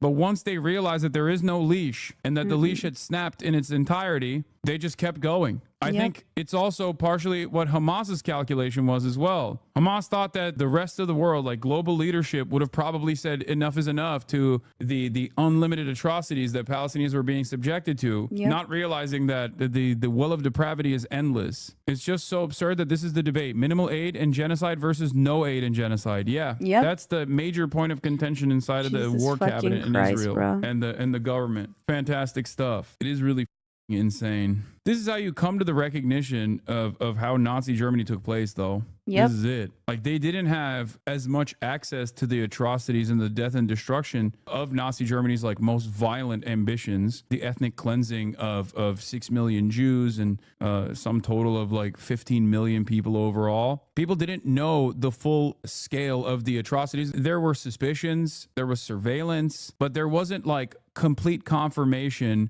in the way that you can see it in real time in Gaza. This makes me feel like even if there was complete confirmation of the Holocaust at the time while it was happening, I suspect people still wouldn't give a because like a lot of people misunderstand the history of World War II, like where people think that like America joined because they wanted to liberate the camps or something. That wasn't the reason. That wasn't the reason at all. Only until virtually after the fact were people aware of the scale of the atrocities. Who still thinks that? I don't know. I mean, I think like a lot of Americans misunderstand the history of World War II due to like, ton of American propaganda. No, a lot of American literally propaganda. stuck at the Auschwitz, sent the Brits a report, and it was just shoved into a drawer. Yeah, that's what I'm saying. Like, there was some information coming out of the camps at the time that the Allied forces were privy to, but there's a difference between full-scale confirmation from every single person. Like right now, in this day and age, with the access to information that we have, the unprecedented amount of access that we have to information in real time over the internet, you literally have direct real-time confirmation of the events that are unfolding. Yep. The scale of the atrocities, right? It's not even comparable. It's not comparable to the broader public's understanding of what the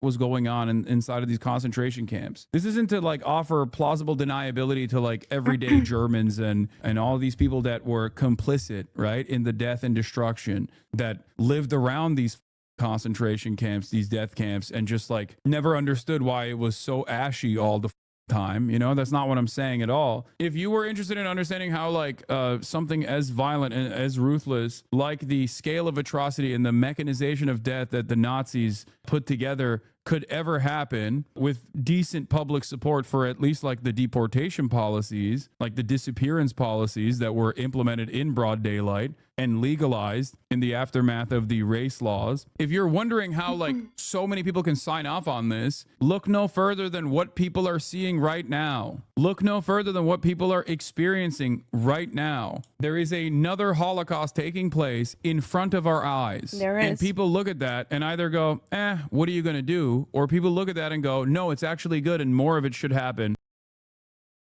Yeah. God.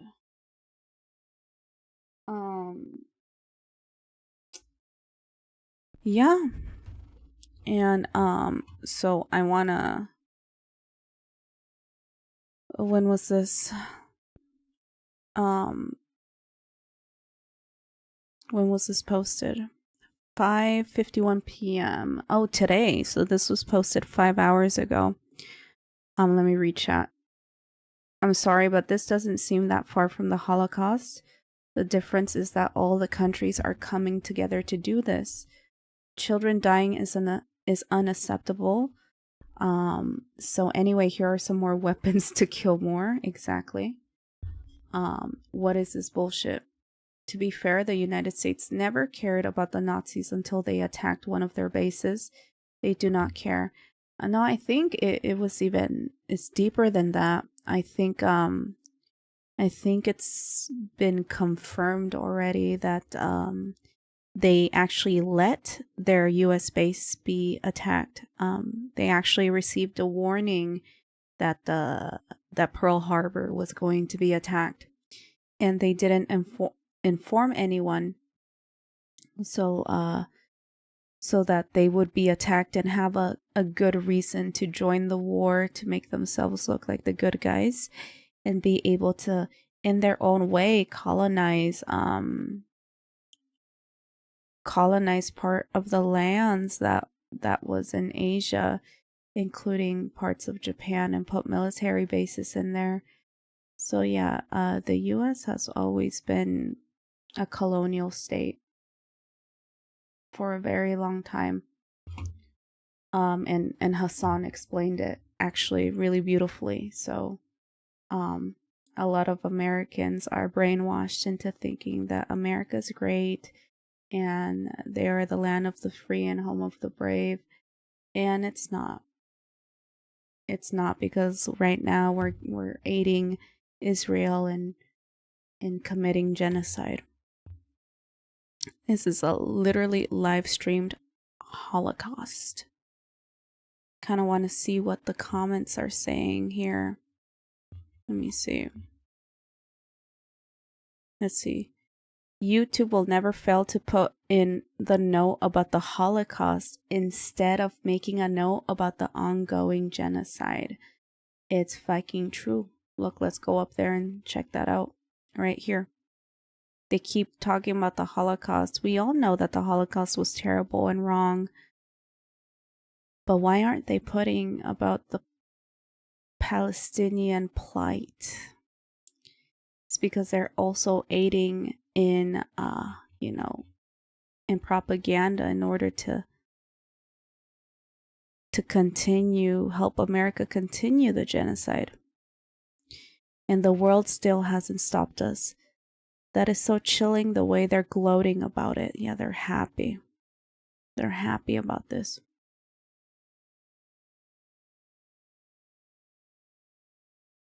Ay, ay, ay. So this was from 5 hours ago, by the way. UN's Tom Fletcher. The situation is dire. We have thousands of trucks ready to go. We are demanding that the world back us in pushing Israel to let us in. 5 trucks, that is. A drop in the ocean. There are 14,000 babies that will die in the next 48 hours unless we can reach them. Let's hear this voice recording. We've done it before, and we are demanding that the world back us in pushing Israel to let us get in and reach those people who are starving right now. And yesterday it was five trucks of aid that went in, not fit for purpose in this case. No, that's a drop in the ocean. And let's be clear, those 5 trucks are just sat on the other side of the border right now. They've not reached the communities they need to reach. Oh, they're not in there yet. Let me describe what is on those trucks. This is baby food, baby nutrition. There are 14,000 babies that will die in the next 48 hours unless we can reach them. This is not food that Hamas are going to steal. No, we run the risk of looting. We run the risks of being hit as part of the Israeli military offensive. We run all sorts of risks trying to get that baby food through to those mothers who cannot feed their children right now because they're malnourished. So they're trying to get... Okay. There is 5 aid trucks outside of the strip, outside of the border, okay? Filled with specifically just baby food. Just baby food. Fuck. And if that baby food doesn't reach those 14,000 babies within the next 48 hours, they will die. And this was posted today, 6 hours ago.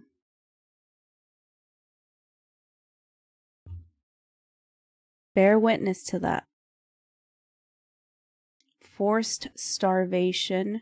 This is from the Jewish Voice for Peace, an organization made by Jews who support Palestinian liberation.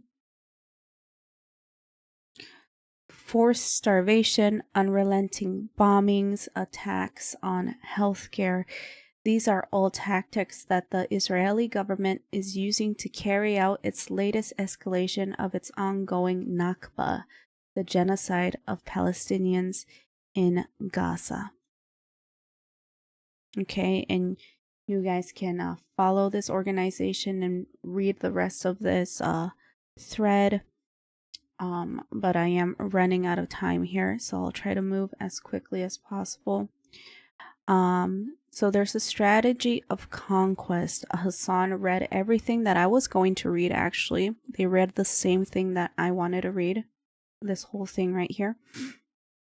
But basically, Israel laid out their plans on how they are trying to use the very, very bare minimum. It's not even bare minimum, almost nothing of aid going into Palestine as a PR stunt to say, see, haha, we are giving these people food.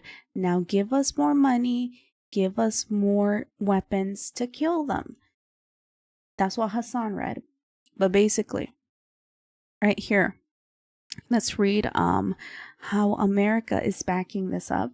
So it says strategies of conquest. This is from the drop site, news.com.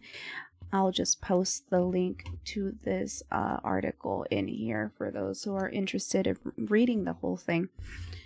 But it says here, the Trump administration has publicly continued to fully back Netanyahu as the Israeli army intensifies its campaign of terror bombings and forced displacement across Gaza. The White House has offered no public criticism of Netanyahu's operation called Gideon's Chariot, aimed at seizing control of all of Gaza in what officials have described as a conquest. So they're going to go to Gaza and conquer it officially. Okay? Before Trump set off on his Middle East tour, during which he notably did not stop in Israel, of course, Netanyahu announced this new phase to his war of annihilation in Gaza. If Hamas did not surrender and agree to release all Israeli captives by the time Trump returned to Washington, D.C., Israel would initiate a large-scale ground invasion and occupation of the entire Gaza Strip. Now, let it be known that Hamas, time and time again, at least 9+ times, has tried to make negotiations with the Israeli government. They go, hey, we will release the hostages if you stop the genocide. And you know what Israel says every time and time again? They say, no, you keep the hostages. We still want to do the genocide. How about you give us the hostages and we continue to kill your people? Okay? That's what they keep on saying, and there's evidence of that. Okay, if Hamas surrenders the hostages, they're gonna have nothing. Imagine if they release the hostages and this country continues to bomb Gaza. They will have nothing. Over the weekend, Israeli forces began intensifying ground operations and expanded its relentless campaign of bombings and airstrikes. Israeli forces attacked several hospitals and camps for displaced people in operations that killed more than 500 Palestinians in just a few days. That's half 1,000 people. Missile strikes rained down on the southern city of Khan Yunis, accompanied by a helicopter gunship attacks and artillery shelling.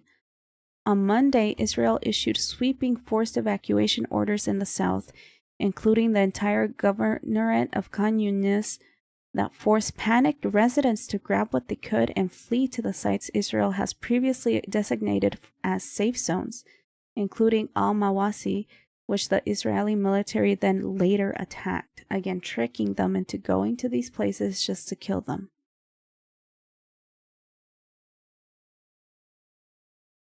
Trump has pursued an increasingly close alliance with Arab Gulf leaders who represent massive business opportunities for both his political and personal agenda. Trump deal-making has created some technical hurdles for Netanyahu's murderous agenda.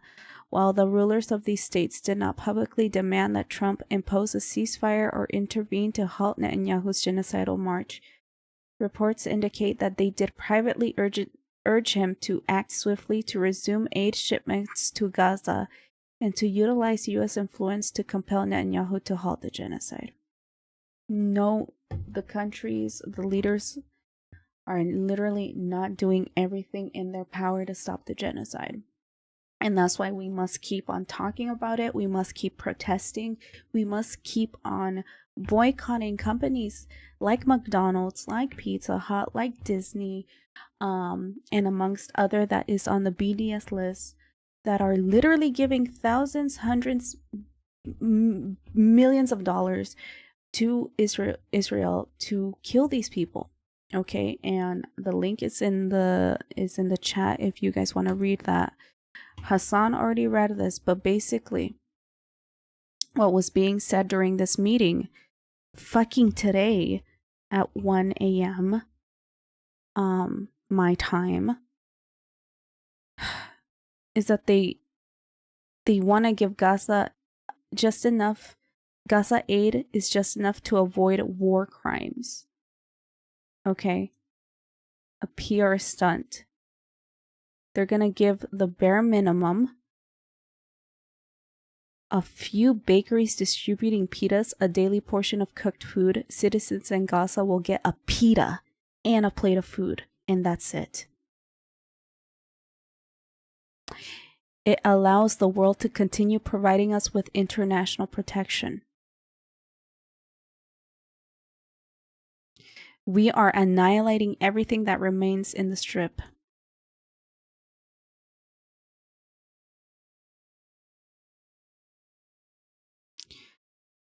Boasting of the scale of destruction, Smotrich said, "We are dismantling Gaza, leaving it in ruins with unprecedented destruction, and the world still hasn't stopped us."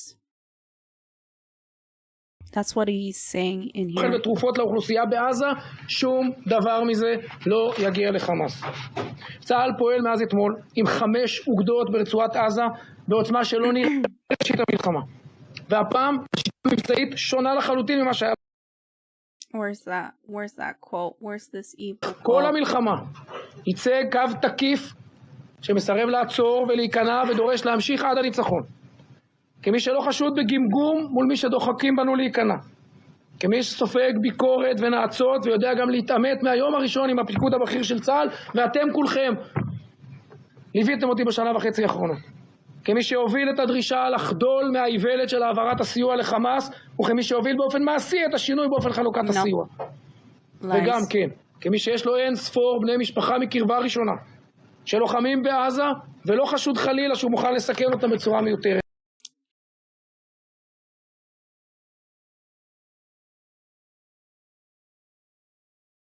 Always focusing on the family members of the military personnel who are killing children, innocent children and women, by the way.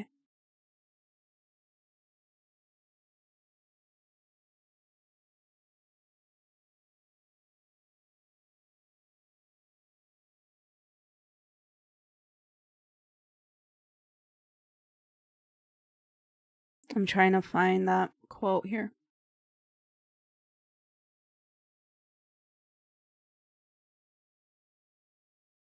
Maybe. Oh my god, it's so fucking...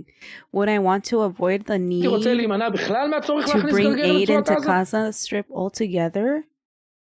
Even not to civilians? Maybe. גם לא לאזרחים? יכול להיות.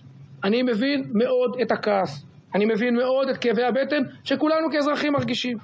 האמת היא... Oh my god, this guy is psychotic, bro. This guy is fucking psychotic. What the fuck?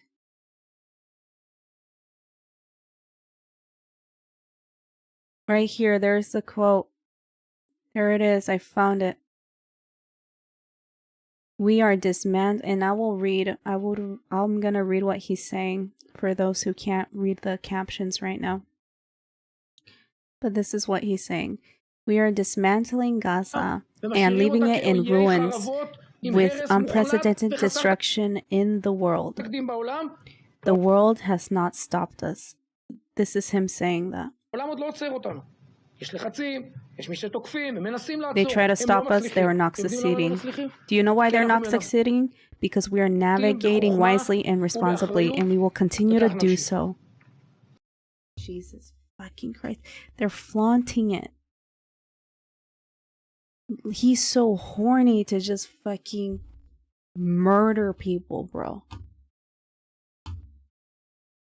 Right there. The world still hasn't stopped us, so we're gonna keep going for it. Now, here's a representation of what they want to give the Palestinians for one day. 4 rice crackers, 31 grams per person, the equivalent of how much aid Israel allowed into Gaza today after 78 days of starvation. This isn't aid, it's a PR stunt to buy time for genocide, to annihilate everything that is left of Gaza, as Smotrich put it bluntly. This is what they allowed. Apparently, today, let's look at that. Yep, May 20th, 7 a.m., about like 7-8 hours ago. This is what they let in. Only this. And with this, they have the excuse to say, no, we fed them. We let them have some food. Now give us more money, aid, and weapons to kill them.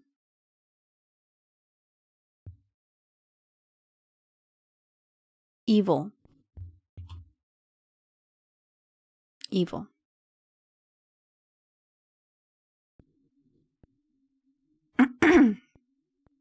And so I'm gonna end it there for the Palestinian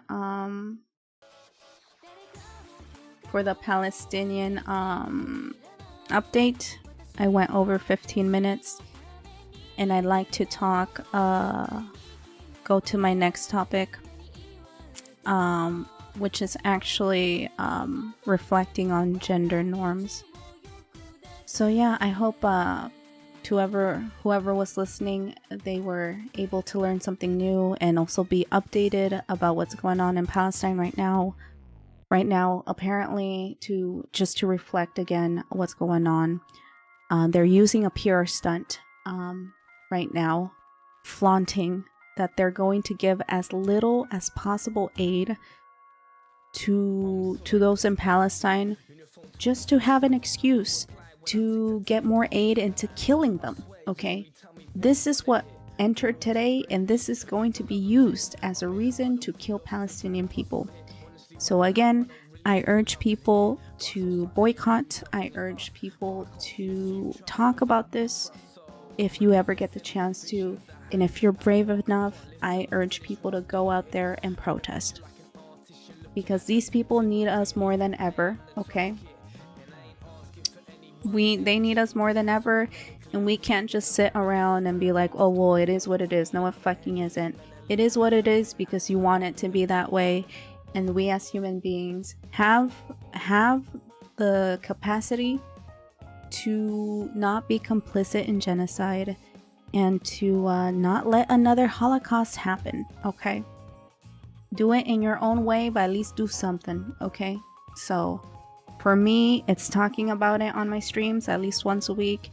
And actually, I made a decision to continue to... I used to do this a few months ago, but I stopped ever since things started going bad for me mentally. But I'm gonna try to attend the protests, the pro-Palestinian protests here in Japan again, and I'm gonna start doing that starting next week, and do my part in educating the people here in Japan, encouraging them to learn more about what's going on in Palestine, and encouraging them to, you know, do something, boycott, whatever needs to be done. So yes, here the Palestinian update is over. Let's move on to my next one. Actually, I kind of want to see this as well. This will be the last thing we will think of, actually. Let me turn off the music here. When PR is good enough, nobody cares. No, I care. So, it's not good enough. I care. I'm still here. And if no one else cares, well, if no one wants to make it their problem, I will make it their problem. So, if anyone, who watches me, if anyone's my friend, if anyone wants to involve themselves with my content, I'm sorry, but you're going to have to hear this. And so I will make it my mission to destroy that PR, at least with people who are involved with me. So good PR is not a good enough excuse for me, myself, and I to do nothing.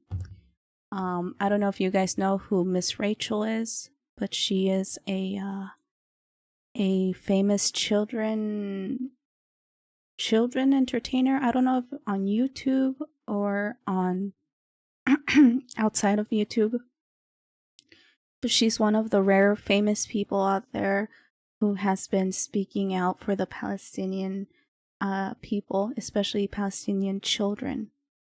Ever since she spoke out for Palestinian children and urging people to help them and stop this war. It's not a war, I apologize. Stop the genocide. she has been relentlessly attacked by both Israeli citizens who are anti-Palestinian, and Israeli military as well, who are good at harassing people, and the government. Miss Rachel, throughout all of this, has been quiet, right?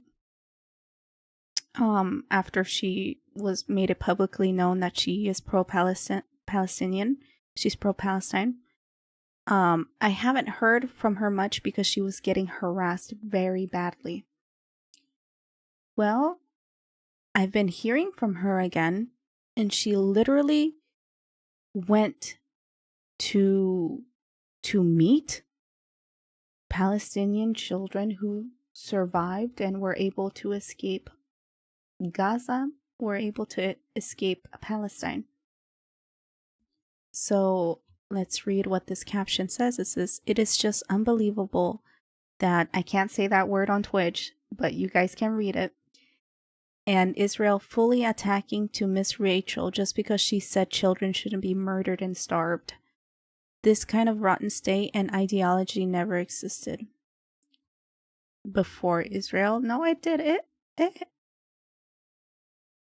It did exist. It always has existed. But this is her literally. Oh, oops! I can't make this bigger. My bad. I'm just gonna. Let's see. How do I make this better here? There we go. I think that's better. It's in the middle now. But this is Miss Rachel interacting with a Palestinian child who lost both of her legs during by bombs made by Israel that are currently conducting a genocide. So she posted this on Instagram. It says, "I made Rahaf from Gaza. She is a double amputee who lost her legs in an airstrike." Very beautiful child, by the way.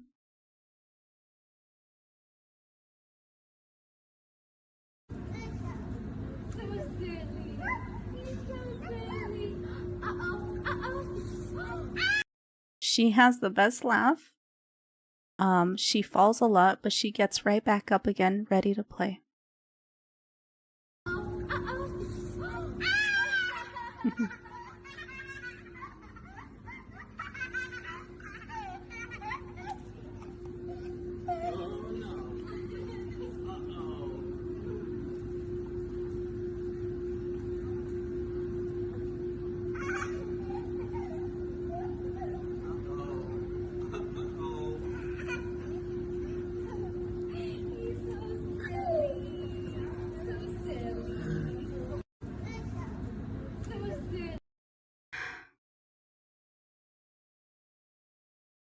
She lost both of her legs, by the way, again by an airstrike.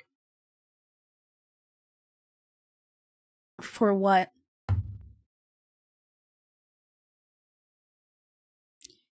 These kids are being murdered, and just imagine the kids that aren't able to escape. So, I think I really look up to Miss Rachel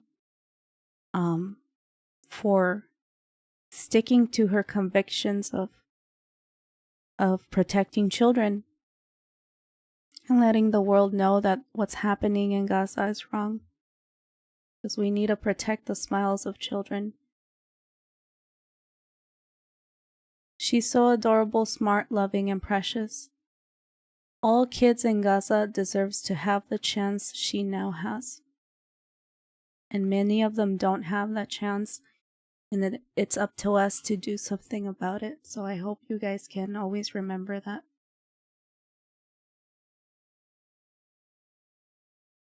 Okay. So, actually, we're moving to the next topic. And let me introduce the next topic, by the way. So basically, these past few weeks, I've been reminded to think about like my upbringing concerning like gendered norms. Oopsie, sorry.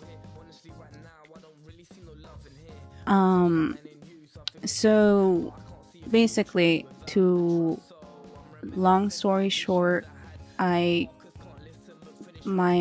mom wanted a boy, so I was kind of raised as a boy for a while. Then she actually had a boy, which is my younger sibling, my little brother. My dad kind of was like, oopsie, we gotta make Tama more girly now. So both of my parents ended up forcing me to be more feminine. That involved like removing everything that I ever loved, forcing me in dresses, throwing away my favorite toys, gifting the toys that are considered boyish toys to my brother instead of me, and gifting me Barbie fucking movies and shit like that. And that never sat well with me, but eventually, like, as a kid, I did end up playing the part of like, okay, I am a girl, so I have to like pink. I am a girl, so I have to like little kitty cats. I am a girl, I am not allowed to play a trumpet, I'm gonna play a flute. I am a girl, I have to be girly, kind of stuff. Eventually, I kind of grew out of it and not grew out of that, but like, I've always wanted to be me, right? And just be comfortable in whatever the fuck I wear, do, or whatever. But it ended up with me, like, you know, obviously giving up the whole trying to be girly stuff. But it ended up with me, like, not knowing, like, what I like. Not knowing, like, how to dress up in my own way. I just wear sweaters. It ended up with me, like, suffering from intense body dysmorphia. Because, like, if I wasn't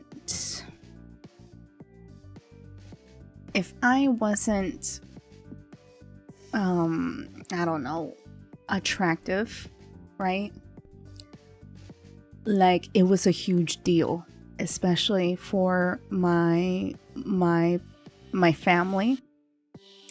If I wasn't attractive, that actually caused a lot of issues. And I would get, like, basically sometimes I would get, like, yelled at and beat for it. So it's pretty complicated, right?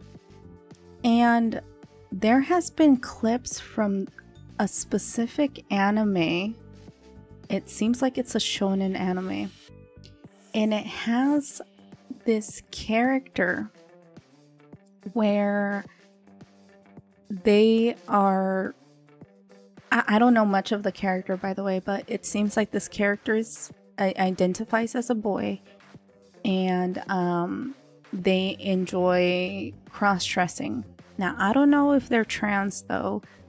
I haven't watched the anime or read the manga. I don't even know what it's called, bruh. I don't even know what it's called. I should have checked.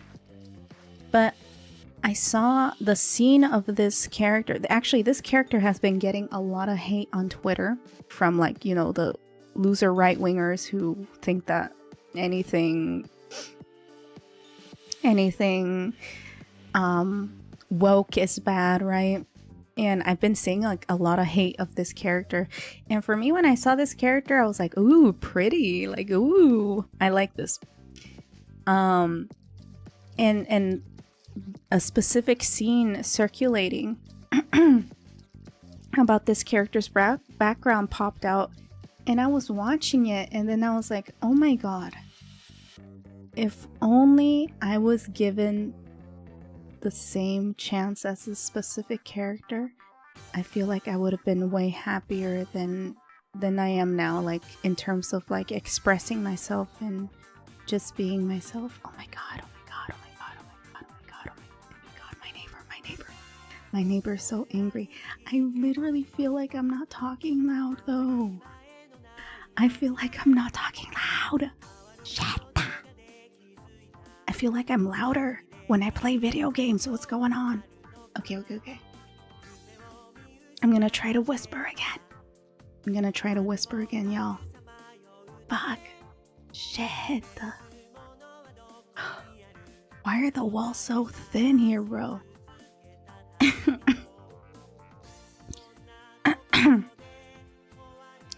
Like, treating a girl like a girl is fine, but treating a girl like a boy and then forcing her to be a girl is fucked up. Will fuck up a child's head. Is true. No, yeah, I ended up just not even knowing how to be me, you know? Take care, bruv. I'm trying to. Talking about careful whispers, I have to.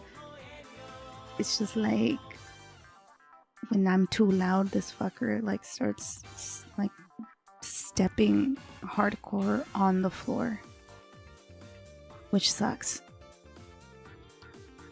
I hear him. See, I hear him right now. Oh my god, this fucking. Okay, but let's watch the scene that I was talking about. I'm gonna have the music on because I don't want to get copyright strike by whatever anime fucking studio animates this, okay? I'm gonna have it like that, and then I'm gonna press play, okay? Let's see. Can you guys even hear it? It's so sad. It made me so sad seeing this. Okay. As I start talking, I can hear my voice echo. Jesus Christ. I think it's because I moved a bunch of stuff in my room. Okay. Here, I'm gonna do this. I'm gonna cup my face like this. Hopefully that stops. I don't know if it's working though. Let me see. But basically, describing this scene right now. So this character was caught putting lipstick on, and like his grandma found him or them putting the lipstick on, and the grandma was pretty supportive of it and ended up helping them put the lipstick on. And while doing that, the character just starts breaking down because they wish they were normal. They wish they were a normal boy that didn't like girly stuff. And it reminded me of this one time where I was in middle school, and at some point, I always longed to be able to wear clothing that are made for men, right? And so I remember I would go to the mall with my friends, and they would all go shopping for girly clothing, but I would always just look at the boy clothes and be like, oh, I want to wear that, and then always being looked weird, or remembering that I shouldn't say stuff like that, especially since my parents would get kind of weird about it, super weird about it actually. And so when this scene was just circulating all over Twitter, my heart, I was aw. I basically felt like this kid when I was a kid. So in this scene, eventually what ends up happening is that the grandma and the grandfather, they're like, oh bro, don't worry about it. Did you know that back in the day, men used to wear makeup, men used to wear heels? And they start giving some history lore about it.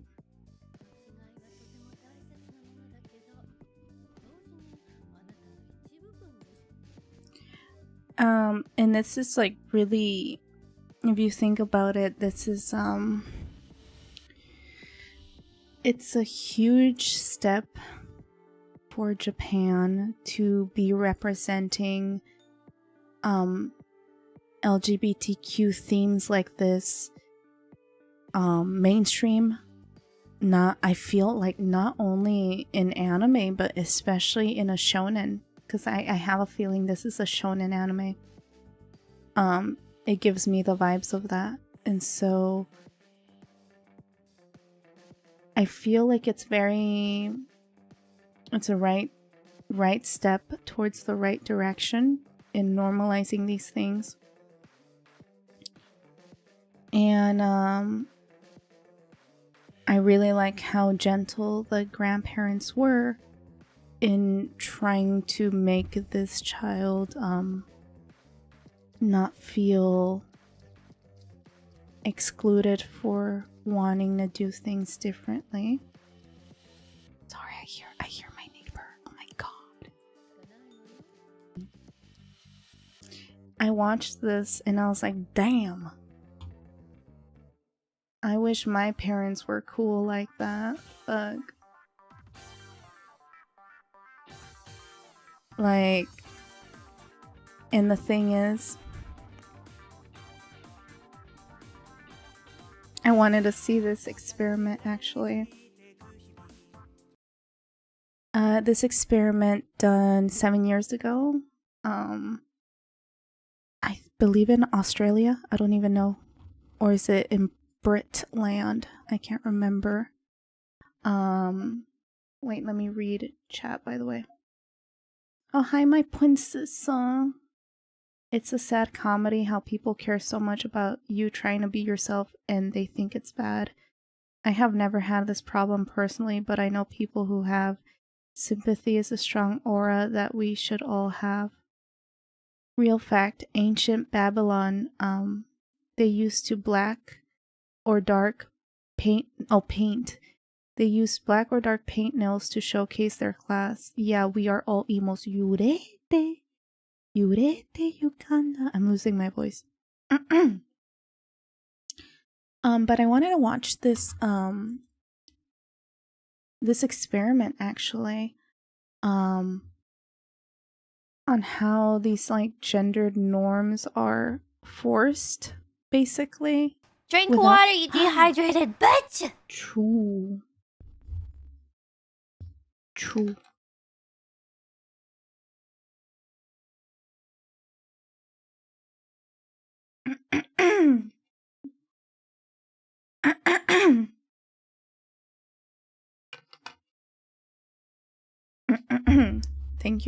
Thank you, Michu. That shit scared the fuck out of me. It's true though. I needed to drink water. But yeah, it's this girl toys versus boy toys. The experiment. We just do things without thinking. Let's watch it. It's a fun little experiment.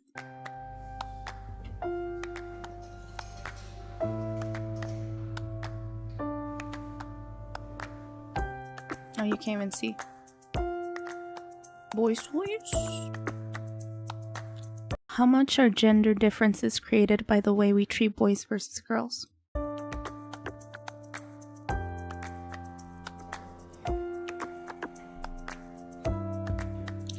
Take some boys and girls and swap their clothes.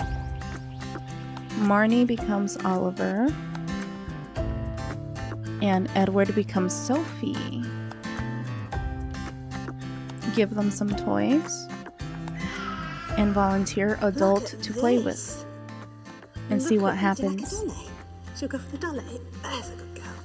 You're a good little girl, aren't you, Sophie? Look, what does this say? Sweet dreams. Sweet dreams. The adult offers Sophie a doll and soft toys.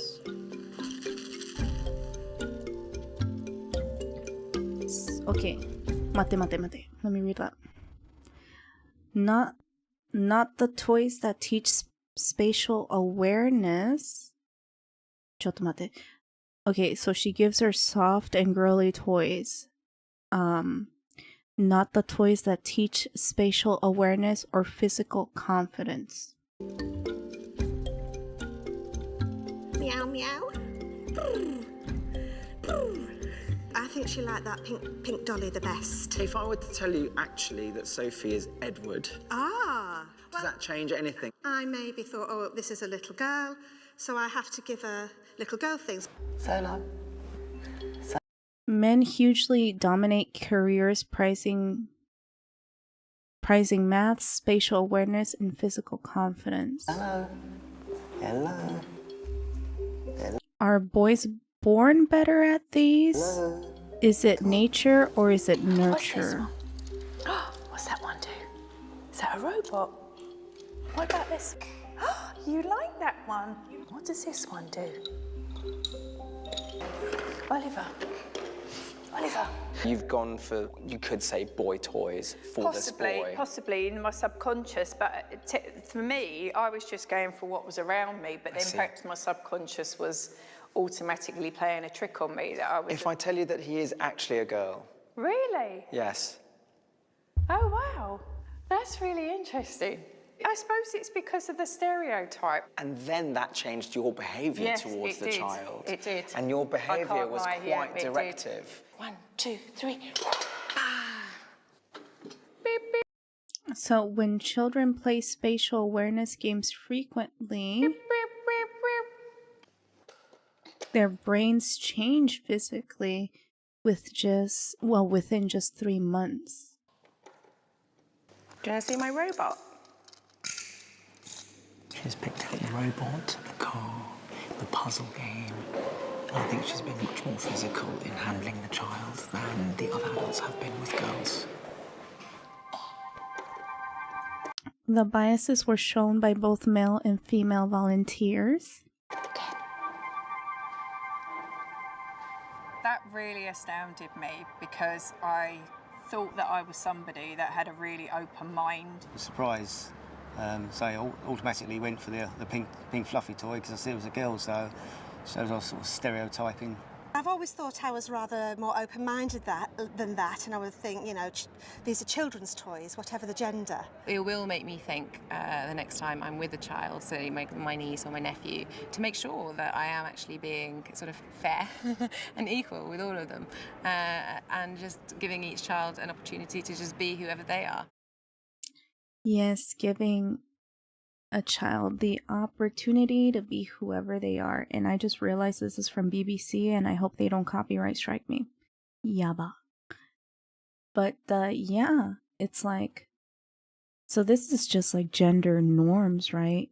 We don't even know if these kids will end up identifying as the gender that they were given, right?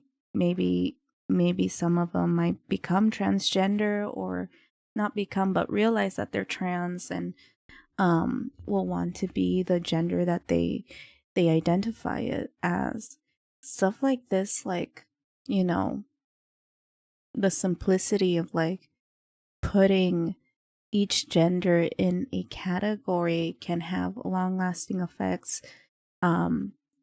especially where like you notice that the girls were giving restrictive toys. The girly toys were really restrictive, while the boy toys were encouraged, like the children to have spatial awareness, explore the world, you know, stuff like that. And they were even touched more, right? And while the girls were like, you know, very restrictive, the implications of that, you know, the child development in the future leaves one thinking like, well, how is this going to affect the child, right? So it's really important, you know, even as children, to be able to let a child be able to express themselves however they want, whether they're playing with like a girl toy or a boy toy, whatever the fuck, you know. Give them the opportunity to be them fucking selves. Exactly. In my opinion, if she was born a girl, treat her like one. If she identifies as a boy, shit, can't do balls about it besides respecting my daughter's dedication. Every time my little cousins come to my house, they all play with the same toys. That's the thing, like, if they're born as a girl, I think we should just try to give the child as much how would I say this? As much power in choosing that. Because sometimes like when I was a kid, I was able to do whatever the fuck I want. Like my mom would even dress me up as a boy most of the time. So I would usually wear sneakers. I would wear like khaki pants, like just boy clothes all the time. And then all of a sudden that was taken away from me.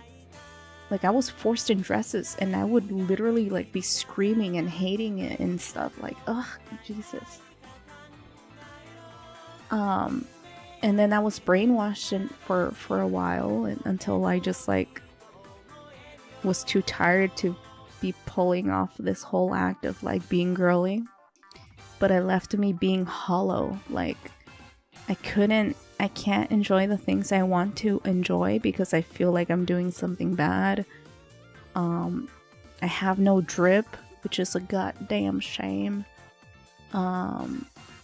I have very bad body dysmorphia where like I can't even look at a fucking mirror most of the time because I feel like there's something wrong with me because I'm not attractive enough, feminine enough to be attractive.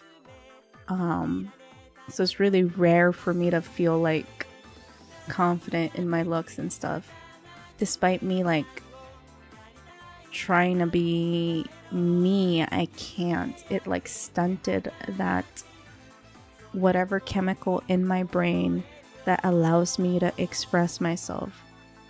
It feels as if I've been removed of that simply because of something simple as like not letting me play with like toys made for boys or wearing clothes that are made for boys, right? Or just simply just doing whatever the fuck I want. In fact, there's no such thing as a boy toy or a girl boy. It's a fucking toy. Exactly. Yeah, I get you. I personally adapt to the child over time. Yeah. So when I saw this clip from this anime, very recent clip, I just started thinking about myself. I'm like, damn, I wish my parents were like this character's grandparents. It also reminded me of this incident that happened about 2 years ago, I believe, where there's this popular children TV show that is aimed for little girls, and it's called Pretty Cure or Pretty Cure. And in Pretty Cure, they introduce Cure Wing, a basically a magical boy. Okay, so basically it's a show about magical girls. They do the whole magical scene where they change into this magical being, and it's just pretty little girls, but they introduced a pretty little boy this time, right? And it basically, it's kind of history because like this is the first pretty cure boy in a show aimed for girls, basically saying that, hey, boys can be pretty too. Fucking hell. And so he wasn't even a supporting character, by the way, or a sidekick. He is like literally one of the main characters. And this is like a history of that, right? Most of these people were like side characters, but finally, for once, a main character was introduced, which is Cure Wing right here. Posing, slaying, fucking queen. And being one of the main characters right here.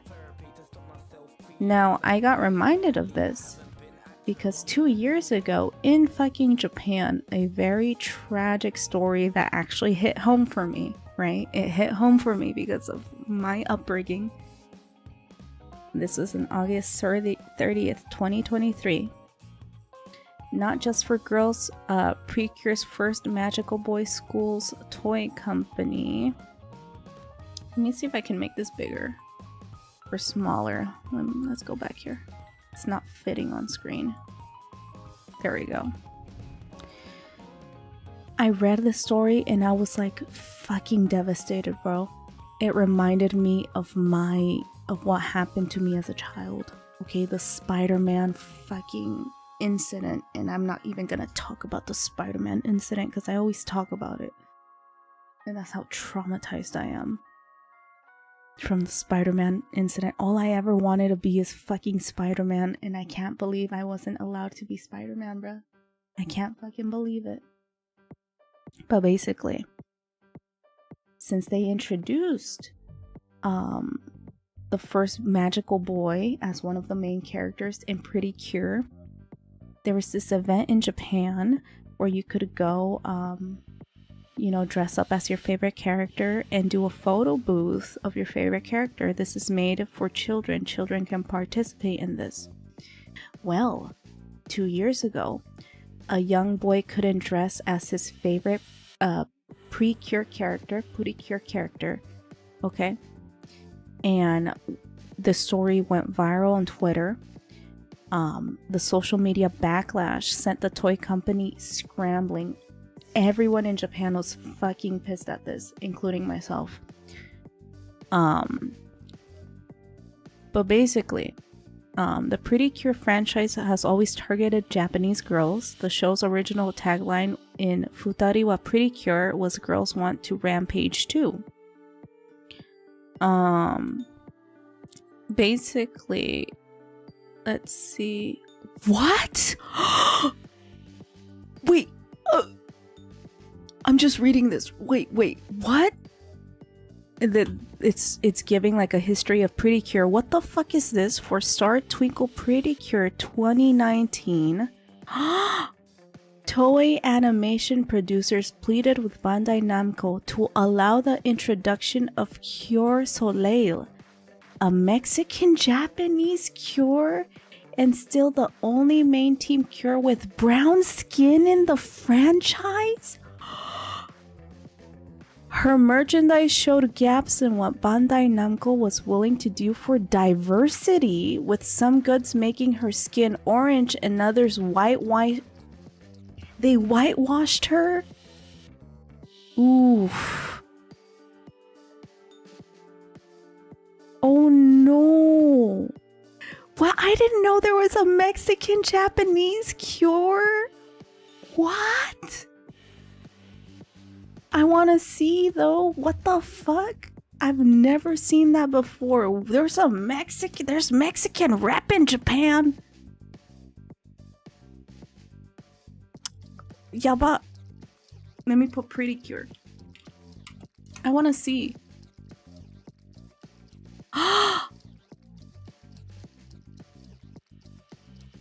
She's Mexican.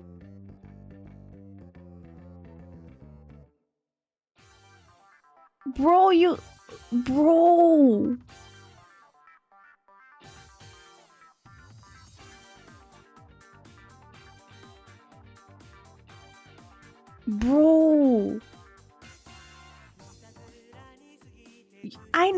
I didn't even get Mexican rep when I was a kid, bro. What the fuck? Today's first brown skin character OTD is Elena Amamiya Cure Soleil from Star Twinkle Pre-Cure, a mixed Japanese-Mexican girl. She spends most of her time working at her family's flower shop and looking after her little siblings. What the fuck? Bro, what the fuck? I can see how they whitewash her though, because like they give her blonde hair, but still, that's crazy. I've never fucking imagined this was even possible. And this is 2021, 2019. Jesus fucking Christ. Bro, I'm gonna watch Pretty Cure now, from now on, bro. What the fuck? Jesus Christ, I never thought this was possible. That's crazy. So anyway, my bad, I got distracted by that. So let's focus on the Cure Wing, this character right here, the orange character. So the boy who cried Wing, okay. On August 21st, 2023, this Twitter user right here posted a thread about taking her son to the Summer Soaring Sky Pretty Cure event. Let's head out to a soaring world in Tokyo's Ikebukuro. Okay, this is the event poster, right? When I read this, I almost cried. And I read the original fucking tweet, by the way, because it was going viral during this time. But this is what happened, okay? My son, who loves soaring sky Pretty Cure, was concerned that it was weird for a boy to go to a Pretty Cure event. I said, hey, Curewing is a boy too, so it's fine.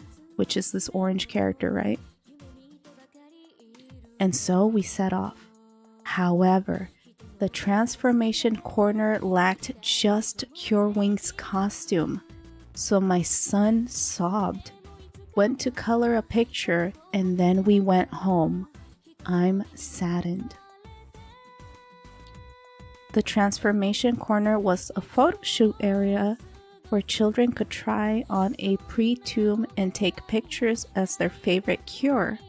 Since there was no official costume for Wing, the event organizers could do nothing for this boy and other children who complained about the lack of 1/4 of this year's team. Literally, it's a main character. It's a main fucking character, and they didn't even fucking put the costume for them to wear. I wonder if the thread is still on. No, yeah, this is the thread, basically. This is all they had. Just these 3 without the fucking 4th character. Okay? Just 3 costumes. And this is her son fucking, after sobbing, just decided to draw a picture quietly in the corner, bro. That hurt. When I read that, I was so sad. It like brought out my childhood trauma. I'm like, damn, bro, that's fucked. So, how did other Pretty Cure fans take this post? The discussion of the lack of Wing's costume shoot was a trending topic for over 48 hours. Yeah, that's how I saw it. Even I saw it, bruh. Other parents shared stories of their children being upset and not understanding the lack of Wing's costume in stores. Some fans wondered how Bandai Namco could remedy the situation. There was the understanding that this series is a business, but most seemed to agree that the company still had to consider the child viewers above all else. Yeah, this is traumatizing. And so immediately, like literally immediately, on August 23rd, just 2 days after the viral post, the official Pretty Cure page began to respond. First, the official page for the Pretty Store, a chain of stores that sell exclusively Pretty Cure merch, announced the addition of Cure Wing costumes to their photo shoot area in all locations starting September 15th. So literally after Backlash, they're like, oh, Lamel, my bad. And they allowed the costume to be available. So still like the norm of like of just not giving a fuck about, you know, like you're right. Who said that in chat, that it gave off what's it called, PR, right? They're adding these like diverse of characters, but then like not following through with it. You know, it's fucked up. It can traumatize a kid. That made me so sad just thinking of a little boy going like, hey mom, like isn't it weird for me to be going to an event like this? And then the mom being like, well, there's some main character who's a boy. Like, what do you mean? We're it's all good. And you go there and the only character's costume that's not there is the boy one. Boys can be pretty fucking too, bro. Boys can be part of Pretty Cure. That made me so sad. Poor kid, exactly. I'm glad they fixed it, but like stuff like that traumatizes children. Okay, it really does. The poor kid, bruh. This got 101k likes. I'm gonna save that.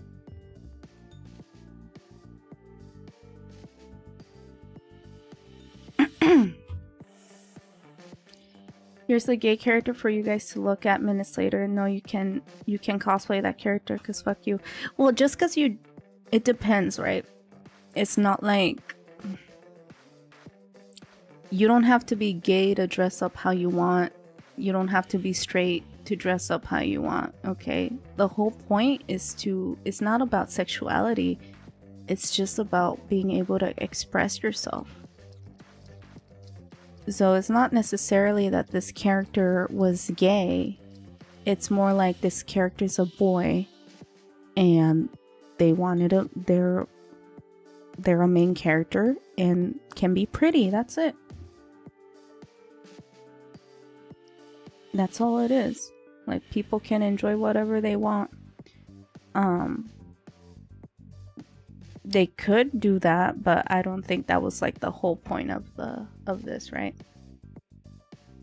I know I just used gays as an example. Okay, just clarify, because we don't know if this character is gay or not, and I don't think the franchise did that. But like, that's crazy. Like, they're doing all this.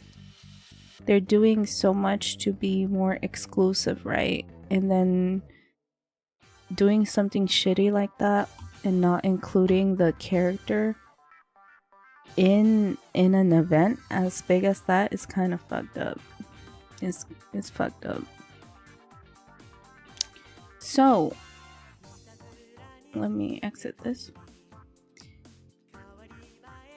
To end on this,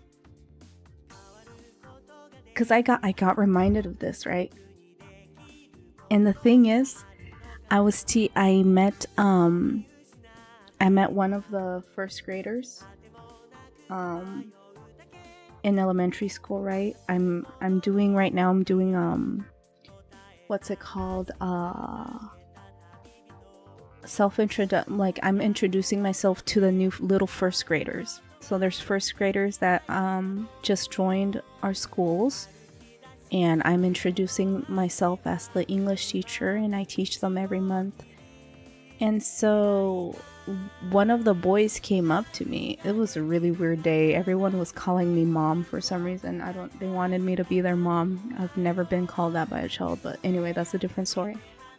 One of the boys came up to me and they told me, Tama sensei. And I said, yes, what's up? They're like, I'm a boy. I'm like, yes. He's like, I like Pretty Cure. My favorite anime is Pretty Cure. I love Pretty Cure. And then immediately I was like, oh my gosh, me too. That's so awesome that you like Pretty Cure. I like Pretty Cure too. And he was so happy. But the thing is like, I know how stigmatized things are here. And he reminded me of this little boy right here. This little boy. In this picture, okay? I made it my mission to not let anyone, let my student not enjoy fucking Pretty Cure, okay? And so I'm also in charge of making name tags for them.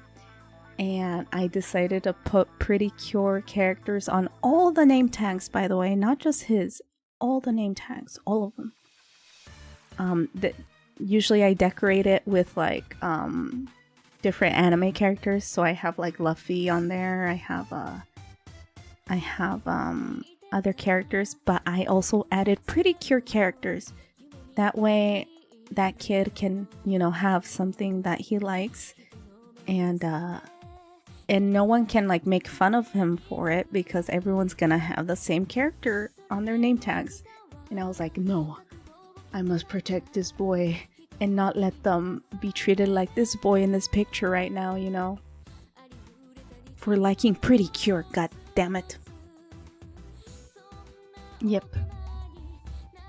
And I kind of want to end it pretty close, but the thing is, it's like, I still don't think that people understand how traumatizing stuff like this is. Where you're like, hey, you're a boy, you're not supposed to do that. Or, hey, you're a girl, you're not supposed to do that. And especially in my case, taking the things that a child loves to do forcibly away from them. And if it's not playing, then it's also wearing. Okay? It's also wearing. Now, about a week ago, guys, oh my god, and this is viewer discretion is advised. This stressed the fuck out of me. I hate this video, but I really need people to see this video because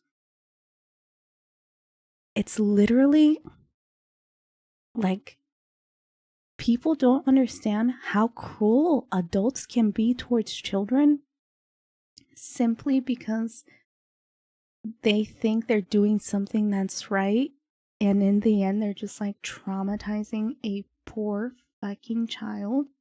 Okay? This video was going viral on Twitter. And look at this caption. It says, long hair is beautiful, short hair is cool. Laughing emojis. Okay?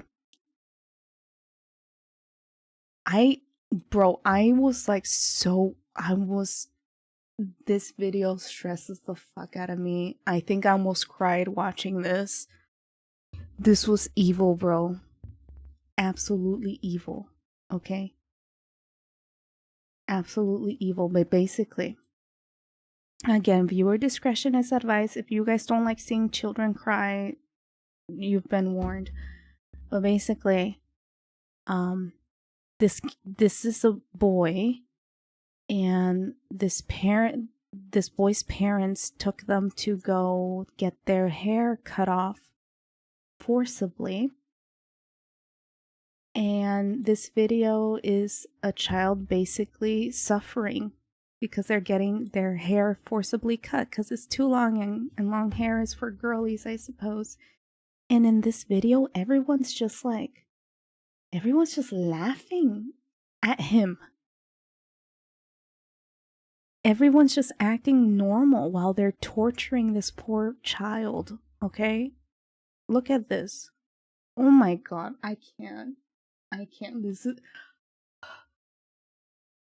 Oh, this poor kid, bro. Oh my god. Okay.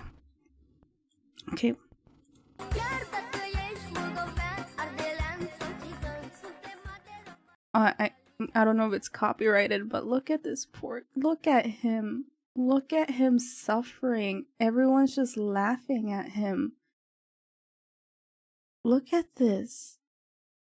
Look, and then look how they left him. Look at how devastated he is. Look at him. He's so angry and sad and devastated. And he looks like shit. Look, what is that? Bro looked better with his hair long. What the fuck? Look at him. I can't hear the music. I forgot copyright, guys. Look at him. Look, oh. This is so evil. This is so evil, bro. Pobrecito, bro. Poor baby. Look how devastated he is. Oh my god. It's so evil. I can't. But literally, this is how I would feel as a kid when, like, they would force me in dresses. They would force me to do shit I did not want to do. Like, poor kid, bruh. It's so evil. And then I like that a lot of people were agreeing. I don't know about the psychotic people, the 16K people that like this, but a lot of people were agreeing in the comments, like, can we have a rule where if you film your kid crying when they're genuinely upset, right? And need you have to spend like 48 hours in jail or something. just enough to scare them straight. I know, like, they're just recording this poor kid, like, crying and suffering. Like, what is wrong with you as a parent? You know?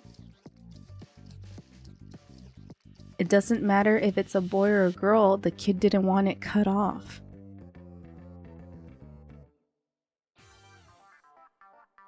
Like, a lot of people were agreeing, like, this is child abuse, what the fuck? That was flipping horrible. My parents did this to me in kindergarten, and it seriously screwed me up. Apparently my hair was constantly in knots and my mom didn't know what to do with it, so they cut it super short like a boy. It scarred me for life, I'm not even joking. The aftermath was traumatic. Yeah, a lot of people are saying it's child abuse, and this time I agree. Like, this is... Look at him. Oh god, I keep pressing play. My bad. Ay, ay, ay. It makes me so sad. If I have a boy, I'ma let him do whatever the fuck he wants, bro. It really hurt me seeing this baby be so distressed. And then they left him with such an ugly fucking cut. Look at this. I'd be devastated too. Look at it. Fucking hell. Fucked up, bruh. Let kids be kids. Let kids do whatever the fuck they want. It's a goddamn shame. Okay? That's what I'm gonna say. It's a goddamn shame. I don't appreciate it. Let boys be pretty. Let girls be manly. I don't know. Let people be trans. Let people be people. Let children be children. Why would you torture them willfully? I don't understand. What the fuck? Oh, hi, Zaki. No, bro, why? It was such beautiful hair. Why? Exactly. And then these parents have the audacity to say, I don't understand why my children don't visit me. Exactly. It's like my father says, you made your children for the world, not for yourself. Exactly. The thing is, it's like, I think this is also why, and I joke about this a lot, but I remember, like, this is also why I have, like, this huge obsession with femboys, right? I say it as a joke most of the time, but no, I've literally had an obsession with femboys ever since I was, like, in middle school, right? And my parents know about it. That's how much I have this obsession. My parents know about it. They go like, Tama's into femboys. I know. That's my daughter. And the thing is because, like, for me, the concept of a boy doing girly stuff or appearing to be a girl was so foreign to me because I wasn't allowed to do boy stuff or to look like a boy as a child. And so when I first met Hyde from Larkin CL, and I saw the music video for Dune, a song in their first album, Dune. That band, like, became my favorite band, but when I saw the music video of Hyde in it, he had beautiful long hair and he was the most beautiful creature I've ever seen on earth. And then I was like, wait, that's a guy? And I was just so amazed that I remember, like, I went up to my brother, I'm like, bro, look at this person's a dude. And my brother, I don't know what the fuck was up with my brother. I think he got jealous or something, and he, like, slapped my iPod Touch from my hand and broke my iPod, and I was like, no! And so I told Dad on him, and my brother had to replace it with his hard-earned money. But that's a fucking wow, that brings back memories. But ever since then, like, I was just so fascinated by feminine men, because I always wish I could do that. Like, oh my god, I wish I could just be masculine, do whatever the fuck I want, you know. And I never got to, and then this like weird obsession with femboys just became a thing with me. It's so fucking funny. I never imagined that's how it would start. But the thing is, like, I hope my parents aren't surprised if I ever do get a partner, and if my partner ends up like fulfilling my specific preferences. I don't think I will. I have a feeling like if I do end up with someone, I feel like they won't be a femboy. It's probably because I feel like femboys are like, they don't exist.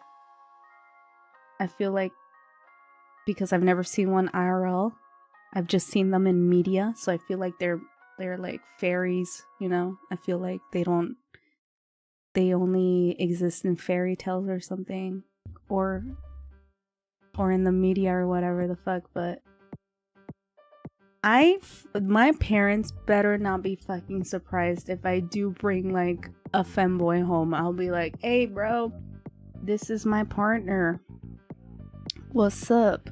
And then I hope mom and dad won't be like, what is this? And I'll be like, bro, look at my room. You guys knew. Like, I've been telling you guys I've been into femboys since I was in middle school, okay? Please. No, the thing is, my dad knows, because like sometimes my dad asks me, he goes, have you watched Hyde yet, Tama? Have you gone to a Hyde concert yet, Tama? And I'm like, yeah, I have, gordo. Or sometimes like I tell dad that I'm into this new obsession of mine that involves a different femboy. Like, I tell my dad, I'm like, Dad, oh my god, I'm into this new femboy and blah blah. And dad goes, what the wait. Dad goes, he goes, what the fuck? What happened to Hyde? I thought he was your one and only femboy. My dad doesn't call them femboys, but it's like, what happened to Hyde? I thought he was your husband. And I was like, gordo, listen. Sometimes you gotta move on. Nah. Yeah, dad knows at least. At least Gordo knows, bro. And I think that's why my family thinks I'm like a lesbian, because I'm into femboys. But I'm like, no. I wish I was. What fell, bro? Literally, what fell?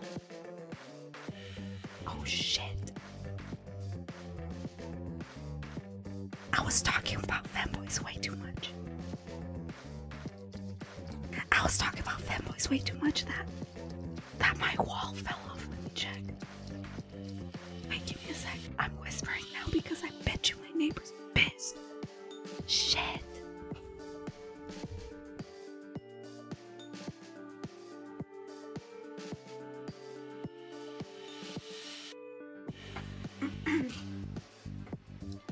I literally do not know what fell off. No logical explanation there. What the fuck? Okay, I gotta stop talking about femboys. That was a sign, guys. I'm sorry. I'm gonna have to end it now. There's a poltergeist.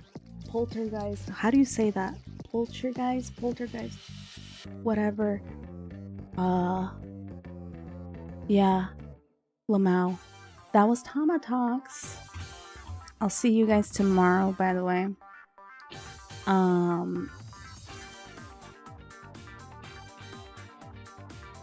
I'll see you guys tomorrow. Tomorrow I'm gonna do variety gaming night. I'm gonna try to play 4 different games, 1 hour each, and I think the last game might. So here's the plan. I was thinking of doing 4 different games on Wednesday. First one, most likely, I think I'm gonna play Balatro for the first time on stream, just for an hour because I suck at it. After Balatro, Hollow Knight. After Hollow Knight, The Binding of Isaac. And after The Binding of Isaac, Pokemon Unite. And I think on Wednesday, it's going to be variety gaming night, where I'm always going to play those 4 games on Wednesday. Because it's variety gaming night, guys. Come on, you know? I want to make it spicy, you know? More fun like that. So yeah, if you guys want to join me in yapping and sucking, not in a good way, in a bad way, in games, join me tomorrow at 10 p.m. JST, which is 2 hours before right now. So right now it's 12:30 a.m. basically, so 2 hours earlier than this time right now, that's when I'm going to start stream, okay? So, I'll see you guys tomorrow. And yeah, I'm not gonna raid during TamaTalks because I don't want people to be forced to be quote-unquote political, I suppose. So just for TamaTalks, I don't raid out on TamaTalks, okay? Let's go to the ending screen. Today was a nice chill TamaTalks. I enjoyed it. Thank you to those who watched, who chatted in the chat and lurked. Even if it was just for a little bit, I really do appreciate it. I hope you guys got to learn something new. And yeah, I always do these on Tuesdays. And we'll forever do these on Tuesdays. So yeah, I'll see you guys tomorrow at 10 p.m. And let's have fun tomorrow, okay? The stream will end after the song ends. See you. Bye bye. Good night.